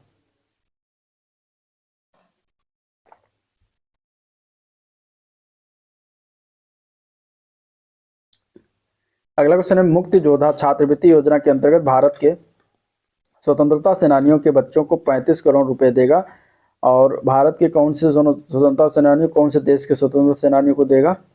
तो मुक्ति बोधा योजना की अगर हम बात करेंगे तो ये हो जाएगा बांग्लादेश के। ठीक है। किसी अर्थव्यवस्था में मुद्रा के मूल्य और कीमत स्तर के बीच क्या संबंध होता है, तो इसके अगर हम आंसर की बात करेंगे तो आंसर हो जाएगा बी पार्ट, प्रतिलोम होता है यानी इनवर्स होता है। आंसर बी पार्ट करेक्ट हो जाएगा। प्रधानमंत्री जीवन बीमा योजना क्या है, प्रधानमंत्री जीवन ज्योति बीमा योजना ये क्या है। तो प्रधानमंत्री जीवन ज्योति बीमा योजना की बात करेंगे तो एक जीवन बीमा योजना है। आंसर सी पार्ट हो जाएगा। और ये कब शुरुआत किया गया था, तो 9 मई 2015 को ही शुरुआत किया गया था। पूरी तरह बिना लोच की मांग किसके बराबर है, तो ये 0 के बराबर होता है। आंसर बी पार्ट करेक्ट हो जाएगा। अगला क्वेश्चन है, निम्नलिखित में से विषम ज्ञात करें। इनमें से मतलब विषम बताना कि कौन मैचिंग नहीं है। इधर शॉर्ट फॉर्म में दिया है, इधर फुल फॉर्म दिया गया है। तो इसमें से अगर देखा जाएगा तो SGSY यानी स्वर्ण जयंती ग्राम स्वरोजगार योजना जो कि सही है। SJSRY यानी कि स्वर्ण जयंती शहरी स्वरोजगार योजना भी सही है। और इसके अलावा NOAPS यानी national old age pension scheme ये भी सही है। NREGS दिया गया नेशनल रूरल एम्प्लॉयमेंट गारंटी कार्यक्रम, ठीक है, जो कि ये गलत है। तो यही आंसर हो जाएगा डी पार्ट। नेक्स्ट क्वेश्चन देखते हैं, तो निम्नलिखित में से कौन सी मिश्रित खेती का प्रमुख विशेषता है। तो मिश्रित खेती में क्या होता है कि पशुपालन और फसल उत्पादन को एक साथ करते हैं। तो सी पार्ट इसका राइट हो जाएगा। अगला क्वेश्चन है, निवेश और बचत के संबंधित योजना जीवन आस्था 2008-9 में शुरुआत किया गया था, और किसके द्वारा ये शुरुआत किया गया था। तो ये योजना जो शुरुआत किया गया था जीवन आस्था 2008-9 में शुरुआत किया गया था। तो ये शुरुआत किया गया था LIC के द्वारा। ठीक है। आंसर क्या हो जाएगा इसका, आंसर इसका हो जाएगा जो है डी पार्ट। अगला क्वेश्चन है, शब्द अहस्तक्षेप अर्थव्यवस्था के किस रूप से साथ संबंधित है। तो अहस्तक्षेप की अगर हम बात करेंगे तो ये पूंजीवादी अर्थव्यवस्था के साथ जो है संबंधित होता है। तो आंसर इसका बी ऑप्शन राइट है। नेक्स्ट क्वेश्चन है, प्रधानमंत्री महिला सशक्तिकरण योजना यानी PMMSY के अंतर्गत महिला शक्ति केंद्र को निम्नलिखित में से किस अवधि के दौरान कार्यान्वयन के लिए अनुमोदित किया गया था। तो 2017-18 के दौरान किया गया था। तो आंसर सी ऑप्शन भी इसका भी राइट हो जाएगा। अगला क्वेश्चन है, भारत की 12वीं पंचवर्षीय योजना का मुख्य उद्देश्य क्या था। तो भारत की 12वीं पंचवर्षीय योजना की बात करेंगे तो तेज, सतत और अधिक सम्मिलित विकास करना इसका मेन उद्देश्य रहा था। An inquiry into the nature and causes of the wealth of nations, इस पुस्तक के लेखक कौन है। तो वेल्थ ऑफ नेशन पुस्तक के लेखक का नाम है एडम स्मिथ। ठीक है। विद्युत मंत्रालय द्वारा चलाए गए बचत लैंप योजना का मुख्य उद्देश्य क्या था। तो इसके मुख्य उद्देश्य की अगर हम बात करेंगे तो CFL के प्रयोग को प्रोत्साहित करना, VFL का वितरण करना, साथ ही साथ विद्युत खपत में कमी लाना, और इसके साथ ये तीनों इसका उद्देश्य रहा था। तो आंसर हो जाएगा डी पार्ट, उपयुक्त सभी। संसद की किस वित्तीय समिति में राज्यसभा का कोई प्रतिनिधित्व नहीं होता। तो वो होता है प्राक्कलन समिति का। आंसर बी पार्ट करेक्ट हो जाएगा। दी गई जानकारी में मिशन की पहचान करें। तो केंद्रीय बजट 2018 में वित्त मंत्री अरुण जेटली ने जनजातीय समुदाय के बच्चों को शिक्षित करने के लिए इस योजना की शुरुआत की, और कौन सी योजना थी? तो वो था एकलव्य मॉडल आवासीय योजना। आंसर इसका क्या है? एकलव्य मॉडल आवासीय स्कूल। तो आंसर सी ऑप्शन इसका राइट है। अगला क्वेश्चन देखते हैं। तो कृषि में नवाचार और उद्यमिता को बढ़ावा देने के उद्देश्य भारत सरकार स्टार्टअप और उन्हें संभावित निवेशकों से जुड़ने में सक्षम बनाने के लिए एक नया कार्यक्रम शुरू कर रही है, और इस कार्यक्रम को क्या कहा जाता है? तो उस कार्यक्रम को हम कहते हैं एग्री उड़ान। क्या कहते हैं? एग्री उड़ान कहते हैं। आंसर बी पार्ट करेक्ट हो जाएगा। ठीक है। विज्ञान भवन नई दिल्ली में प्रधानमंत्री मोदी द्वारा औपचारिक रूप से मेक इन इंडिया पहल की शुरुआत कब किया गया था? तो इसकी शुरुआत 25 सितंबर 2014 से किया गया था। आंसर इसका बी ऑप्शन करेक्ट हो जाएगा। कृषि विपणन की आधारभूत संरचना कब से प्रभावी हुआ? तो ये प्रभावी हुआ है अप्रैल 2014 से। आंसर सी ऑप्शन हो जाएगा। एकाधिकारी प्रतियोगिता का सिद्धांत संयुक्त राज्य अमेरिका में प्रतिपादित किया गया है, और ये जो है एडवर्ड चैम्बरलिन के द्वारा प्रतिपादित किया गया है। आंसर बी पार्ट करेक्ट हो जाएगा। विपदा के लिए जो है योजना बनाने का मुख्य उद्देश्य का काम क्या है करना है? तो क्षति। विपदा के लिए योजना बनाने का मुख्य उद्देश्य होता है क्षति को कम करना। ठीक है। तो आंसर इसका बी पार्ट करेक्ट हो जाएगा। नेक्स्ट क्वेश्चन है अधिक अन्न उपजाओ अभियान जो है किस वर्ष प्रारंभ किया गया है? तो अधिक अन्न उपजाओ अभियान जो है ये प्रारंभ किया गया था जो है 1948 में, भारत की आज़ादी के 1 साल बाद। तो आंसर बी पार्ट हो जाएगा। PMSGY का फुल फॉर्म बताना है। PMSGY का फुल फॉर्म क्या होता है? PM मीन्स प्रधानमंत्री, SGY का फुल फॉर्म जान लीजिए। तो आंसर हो जाएगा प्रधानमंत्री ग्राम सड़क योजना। भारत में सामाजिक लेखांकन प्रणाली को किसमें वर्गीकृत किया जाता है? तो इसमें से अगर देखा जाएगा तो सी पार्ट इसका राइट हो जाएगा। आंसर आय, उत्पाद और व्यय को वर्गीकृत किया जाता है। किसी अर्थव्यवस्था में क्षेत्रों को सार्वजनिक और निजी क्षेत्रों में किस आधार पर जो है वर्गीकृत किया जाता है? तो ये वर्गीकृत करते हैं उद्यमों का स्वामित्व के आधार पर। आंसर सी पार्ट राइट है। ठीक है। नई अर्थव्यवस्था विकास नीति के अंतर्गत 19 जनवरी 2017 को किस राज्य में उद्यमिता विकास योजना का शुभारंभ किया गया है? तो ये मिजोरम में शुभारंभ किया गया है। तो आंसर इसका हो जाएगा मिजोरम। ठीक है। आंसर क्या हो जाएगा इसका? मिजोरम। अगला क्वेश्चन है 2019-20 के केंद्रीय बजट में महात्मा गांधी राष्ट्रीय ग्रामीण नियोजन गारंटी कार्यक्रम हेतु कितनी धनराशि आवंटित किया गया? तो 2019-20 में 60,000 करोड़ आवंटित किया गया था। तो आंसर इसका डी ऑप्शन करेक्ट हो जाएगा। ठीक है। केंद्र सरकार द्वारा शुरू की गई कौन सी योजना एक विशेष सामाजिक सुरक्षा योजना है जिसमें पेंशन और जीवन बीमा शामिल है? तो उस योजना का नाम है महात्मा गांधी प्रवासी सुरक्षा योजना। आंसर सी पार्ट राइट हो जाएगा। अगला क्वेश्चन है अधिकांशतः प्राकृतिक प्रक्रिया द्वारा किसी वस्तु का उत्पादन किसका क्रियाकलाप होता है? तो ये होता है प्राथमिक क्षेत्र का। आंसर ए पार्ट करेक्ट है। ग्रीन अकाउंटिंग का अर्थ क्या है? ग्रीन अकाउंटिंग का अर्थ है डैश के आकलन को ध्यान में रखते हुए देश की राष्ट्रीय आय को मापना। और किसके आकलन को ध्यान में रखा जाता है ग्रीन अकाउंटिंग? तो ये अगर हम आंसर की बात करेंगे तो आंसर क्या हो जाएगा? इसका आंसर हो जाएगा सी पार्ट। ठीक है। आंसर क्या हो जाएगा? C part. जिसमें प्रदूषण और पर्यावरणीय क्षति को जो है ध्यान में रखते हुए, आकलन को ध्यान में रखते हुए देश की राष्ट्रीय आय को मापना ही ग्रीन अकाउंटिंग होता है। नेक्स्ट क्वेश्चन है एडम स्मिथ के अनुसार कौन सा कराधान का अधिनियम नहीं है इसमें से? तो इसके आंसर की बात करें तो बी पार्ट हो सरलता का अधिनियम। ठीक है। आंसर क्या हो जाएगा? बी पार्ट सरलता का अधिनियम। प्रधानमंत्री द्वारा शुरू की गई कल्याणकारी योजना है जिसके अंतर्गत उन परिवारों को घरेलू LPG कनेक्शन दिए जाएंगे जो गरीबी रेखा के नीचे आते हैं, और ये किस योजना के तहत ये सारे काम किए जाएंगे? तो उस योजना का नाम है प्रधानमंत्री उज्ज्वला योजना। आंसर बी पार्ट करेक्ट हो जाएगा। ठीक है। भारत में मुद्रा आपूर्ति के मापन के संदर्भ में निम्न कथनों पर विचार करना है। इसमें से बताना है कि कौन सा उपयुक्त सही है। M1 बराबर दिया है, M4 बराबर दिया है। तो इसमें अगर हम देखेंगे तो M1 बराबर जनता के पास उपलब्ध मुद्रा प्लस बैंकिंग प्रणाली में मांग जमा प्लस RBI में अन्य जमा को इंगित करता है, जो कि सही है। बाकी M4 जो दिया गया M3 प्लस डाकघर जमा को इंगित करता है, जो कि गलत है। तो आंसर इसका क्या हो जाएगा? ए पार्ट करेक्ट हो जाएगा। ठीक है। आंसर इसका क्या हो जाएगा? ए पार्ट इसका करेक्ट हो जाएगा। आंसर इसका ए पार्ट जो है करेक्ट हो जाएगा। तो M4 का मतलब जो होता है इसमें आंसर तो ए पार्ट हो जाएगा। M4 का मतलब क्या होता है? M4 मतलब होता है M3 प्लस डाकघर बचत बैंकों के साथ सभी जमा को इंगित करता है। यहाँ पर डाकघर की जमा सिर्फ लिखा है इसलिए गलत हो जाएगा। ठीक है। चलिए नेक्स्ट क्वेश्चन। 2015 में प्रधानमंत्री द्वारा गैर कृषि लघु सूक्ष्म उद्यमों को 10 लाख तक का ऋण प्रदान करने के लिए इनमें से कौन सी योजना शुरुआत किया गया है? तो उस योजना का नाम क्या है ये बताना है। तो उस योजना का नाम है जो है प्रधानमंत्री मुद्रा योजना। ठीक है। प्रधानमंत्री मुद्रा योजना। नेक्स्ट क्वेश्चन है इंदिरा आवास योजना को किन लोगों को आवास में जो है सहायता देने वाली योजना है? तो इंदिरा आवास योजना में जो है गरीब ग्रामीणों को आवास दिया जाएगा। तो आंसर हो जाएगा सी ऑप्शन।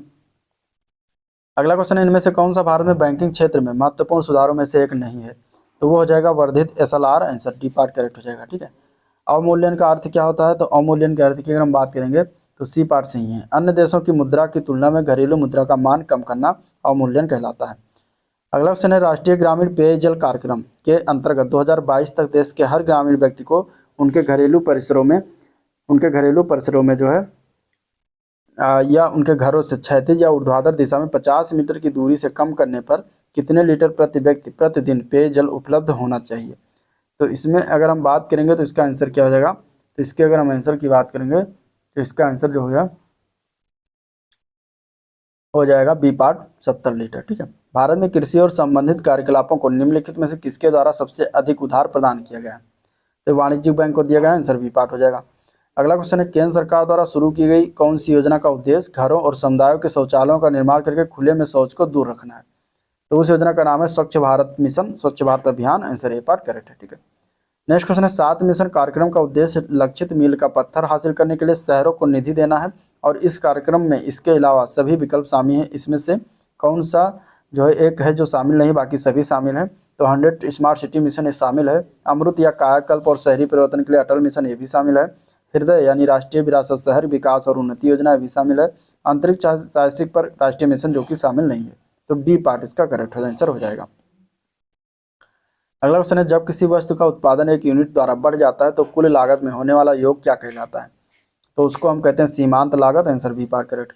दो देशों के बीच वस्तु विनिमय यानी एक्सचेंज ऑफ कमोडिटीज को क्या कहा जाता है? तो उसको हम कहते हैं द्विपक्षीय व्यापार, आंसर इसका बी पार्ट करेक्ट है। किसी उद्यमी द्वारा विज्ञापन तथा जनसंपर्क पर किया गया खर्च उसके किसी प्रकार के व्यय का हिस्सा होता है, तो वो हिस्सा जो होता है वो क्या होता है? मध्यवर्ती उपभोग उसको कहते हैं। ठीक है, सी पार्ट इसका राइट हो जाएगा। निम्नलिखित में से कौन सा नए आर्थिक सुधारों का अंग नहीं है इनमें से? तो नए आर्थिक सुधारों के अंग की बात करेंगे तो केंद्रीकरण नहीं होगा, आंसर डी पार्ट करेक्ट है।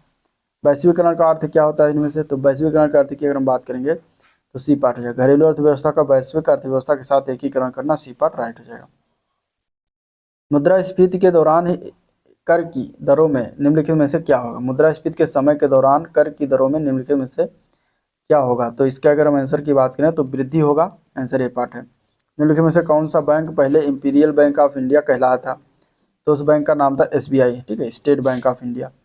निम्नलिखित में से कौन एक द्रव्यता अनुपात है इनमें से? तो चालू अनुपात को द्रव्यता अनुपात कहते हैं, आंसर बी पार्ट करेक्ट हो जाएगा। अगला क्वेश्चन है, सरकार द्वारा लगाए गए अवरोधों या प्रतिबंधों को हटाया जाना क्या कहलाता है? तो उसको कहते हैं उदारीकरण। ठीक है। स्टार्टअप इंडिया योजना उन संस्थाओं पर लागू होती है जिनके पिछले वर्ष का वार्षिक कारोबार कितने करोड़ से अधिक नहीं होता है? तो स्टार्टअप इंडिया जो है 25 करोड़ से उसका अगर वार्षिक कारोबार से अधिक नहीं है तो उस पर जो है उस संस्थाओं पर जो है लागू होता है। ठीक है। अगला क्वेश्चन है, भारत में केंद्रीय बैंक का कर्तव्य कौन सा बैंक निभाता है? तो इसमें ऑप्शन को दिया गया है तो वो बैंक है भारतीय reserve bank, C part correct हो जाएगा। नेक्स्ट क्वेश्चन है, निम्नलिखित में से क्या उपभोक्ता अर्धचालक टिकाऊ वस्तुएं हैं? तो उपभोक्ता अर्धचालक टिकाऊ वस्तुओं की बात करेंगे तो सी पार्ट है खाद्यान्न और अन्य खाद्य उत्पादक होता है। विदेशों में काम कर रहे भारतीयों की आय कितनी होती है? मतलब भारतीयों की आय जो होता है वो क्या है? तो विदेशों में काम करे भारतीयों की आय जो होती है भारत के निबिल देशीय उत्पाद का अंश होता है। अगला क्वेश्चन है, निम्नलिखित में से किस प्रकार के बाजार में एक व्यवसाय संघ कीमतों को जो है नियंत्रित करने में असमर्थ रहता है? तो इसका आंसर क्या हो जाएगा? तो आंसर हो जाएगा डी पार्ट पूर्ण स्पर्धा। निम्नलिखित में से किसे लॉरेंज वक्र जो है इनमें से क्या दर्शाता है? तो लॉरेंज वक्र जो होता है वो आय वितरण को दर्शाता है, तो डी पार्ट इसका राइट हो जाएगा।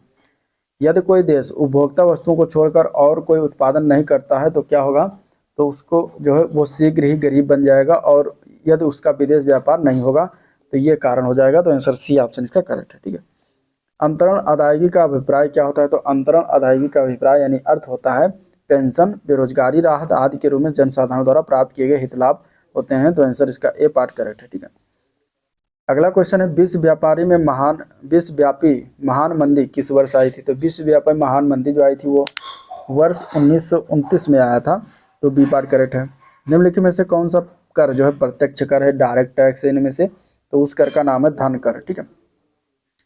किस आर्थिक प्रणाली में सरकार यह निर्णय लेती है कि समाज की आवश्यकताओं के अनुसार भिन्न वस्तुओं का उत्पादन किया जाए? तो ये लेता है समाजवादी प्रणाली में, तो आंसर ए पार्ट करेक्ट हो जाएगा। ठीक है। अगला क्वेश्चन है, भारत सरकार का सबसे अधिक राजस्व अर्जित करने वाला एकमात्र स्रोत कौन सा है? तो वो होता है प्रत्यक्ष कर यानी कि डायरेक्ट टैक्स।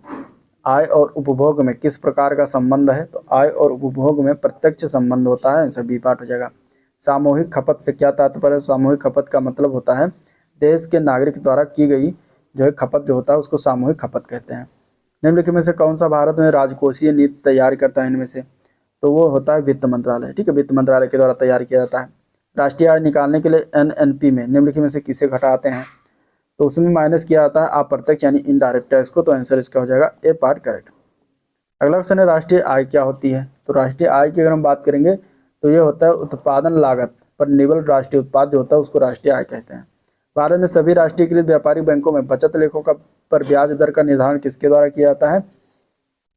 तो ये किया जाता है भारतीय रिजर्व बैंक के द्वारा, आंसर इसका रिजर्व बैंक ऑफ इंडिया हो जाएगा।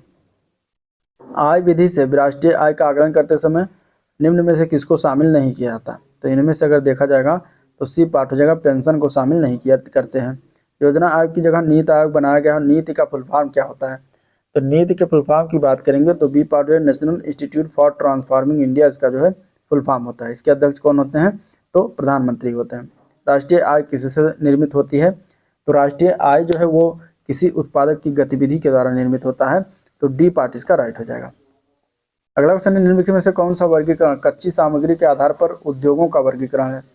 तो उसको कहते हैं कृषि आधारित एवं खनिज आधारित वर्गीकरण जो होता है ये कच्ची सामग्री के आधार पर इसका वर्गीकरण किया जाता है।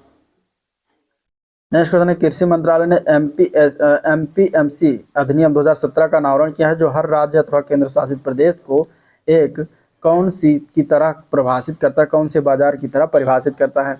तो ये एकल संयुक्त बाजार की तरह परिभाषित करता है, तो ए पार्ट इसका राइट है, ठीक है। नेक्स्ट क्वेश्चन है किसी व्यक्ति के वास्तविक जीवन स्तर का आकलन किया जाता है। किसी व्यक्ति के वास्तविक जीवन स्तर का आकलन किसके द्वारा कर सकते हैं? तो ये प्रति व्यक्ति आय के द्वारा किया जा सकता है, आंसर सी पार्ट राइट है। नीति आयोग का निर्माण निम्नलिखित में से किस संस्था के स्थान पर किया गया है? तो ये किया गया है योजना आयोग के जगह पे, तो आंसर ए पार्ट करेक्ट है इसका भी। नेक्स्ट क्वेश्चन निम्नलिखित में से कौन सा एक राजकोषीय नीति का यंत्र नहीं इनमें से? तो क्रेडिट राशनिंग जो होता है इसका जो है एक प्रकार का यंत्र नहीं होता, तो आंसर डी पार्ट करेक्ट है, ठीक है। किस पंचवर्षीय योजना में मानव पूंजी के महत्व पर जो है जोर दिया गया? तो कौन सी पंचवर्षीय योजना थी? तो वो था 7वीं पंचवर्षीय योजना, आंसर सी पार्ट राइट हो जाएगा। नीली और श्वेत क्रांति किससे संबंधित है? तो नीली और श्वेत क्रांति की अगर हम बात करेंगे तो नीली क्रांति जो है मत्स्य उत्पादन से संबंधित है और श्वेत क्रांति दुग्ध उत्पादन यानी डेयरी उद्योग से संबंधित है, तो आंसर सी पार्ट इसका राइट हो जाएगा। जब आय बढ़ती है तो खपत भी किस अनुपात में बढ़ जाती है? तो जब आय बढ़ती है तो खपत की अगर हम बात करेंगे तो किस अनुपात में बढ़ती है? तो वो बढ़ता है कम अनुपात में, ठीक है। आंसर क्या हो जाएगा? बी पार्ट करेक्ट हो जाएगा। अगला क्वेश्चन है विश्व बैंक का एक अन्य नाम क्या है? तो विश्व बैंक की अगर हम बात करेंगे तो ये पार्ट हो जाएगा अंतर्राष्ट्रीय पुनर्निर्माण तथा विकास बैंक, इसको अन्य नाम से जानते हैं, ए पार्ट इसका राइट हो जाएगा। नेक्स्ट क्वेश्चन है भारत के भुगतान संतुलन को किसके द्वारा ठीक किया जा सकता है? तो मुद्रा अवमूल्यन, प्रबल निर्यात संवर्धन और आयात प्रतिस्थापन के द्वारा जो है ठीक किया जा सकता है, तो डी पार्ट हो जाएगा उपरोक्त सभी, ठीक है। वर्गीज कुरियन किससे संबंधित है? तो वर्गीज कुरियन का संबंध जो है वो श्वेत क्रांति से, श्वेत क्रांति का इन्हें जनक कहा जाता है और श्वेत क्रांति जो है दुग्ध उत्पादन से संबंधित है, ठीक है। कराधान एक उपकरण है। कराधान किस प्रकार का उपकरण है? तो कराधान जो होता है ये राजकोषीय नीति का उपकरण है, आंसर बी पार्ट इसका राइट हो जाएगा। अगला क्वेश्चन है भारत में आर्थिक नीतियां किस वर्ष में प्रारंभ किया गया था? तो आर्थिक सुधार नीतियां जो भारत में कराई गई थी या किया गया था वो 1991 में किया गया था, तो आंसर इसका सी पार्ट राइट है। निम्नलिखित में से कौन सा राष्ट्रीय आय का अंग नहीं इनमें से? तो राष्ट्रीय आय के अंग की बात करेंगे तो अंतरण लाभ जो होता है वो राष्ट्रीय आय का अंग नहीं होता, बाकी निगमित लाभ, ब्याज का भुगतान, मजदूरी तथा वेतन सभी राष्ट्रीय आय के अंग होते हैं। किसी देश की राष्ट्रीय आय का निर्धारण करने के लिए निम्नलिखित में से कौन सी पद्धति का प्रयोग में नहीं लाई जाती? तो वह है निवेश पद्धति, आंसर डी पार्ट राइट है, ठीक है।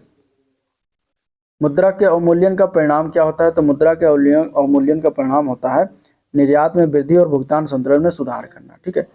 अगला प्रश्न है दूध पेस्ट के उत्पाद को निम्नलिखित में से किसके अधीन बेचा जाता है? दूध पेस्ट उत्पाद को अगर हम देखेंगे तो एकाधिकारी प्रतिस्पर्धा के अधीन बेचा जाता है, तो ये पार्ट राइट हो जाएगा। एकीकृत कम लागत स्वच्छता योजना के लिए केंद्र सरकार द्वारा कितने % सब्सिडी प्रदान की जाती है? तो इसमें से अगर देखा जाएगा तो सी पार्ट हो जाएगा, 75% जो है सब्सिडी प्रदान किया जाता है, सी पार्ट राइट हो जाएगा। भारत में योजनाबद्ध अर्थव्यवस्था किस पद्धति पर आधारित होती है? तो वो है आंसर डी पार्ट, ठीक है, समाजवादी व्यवस्था के, आंसर डी पर राइट हो जाएगा।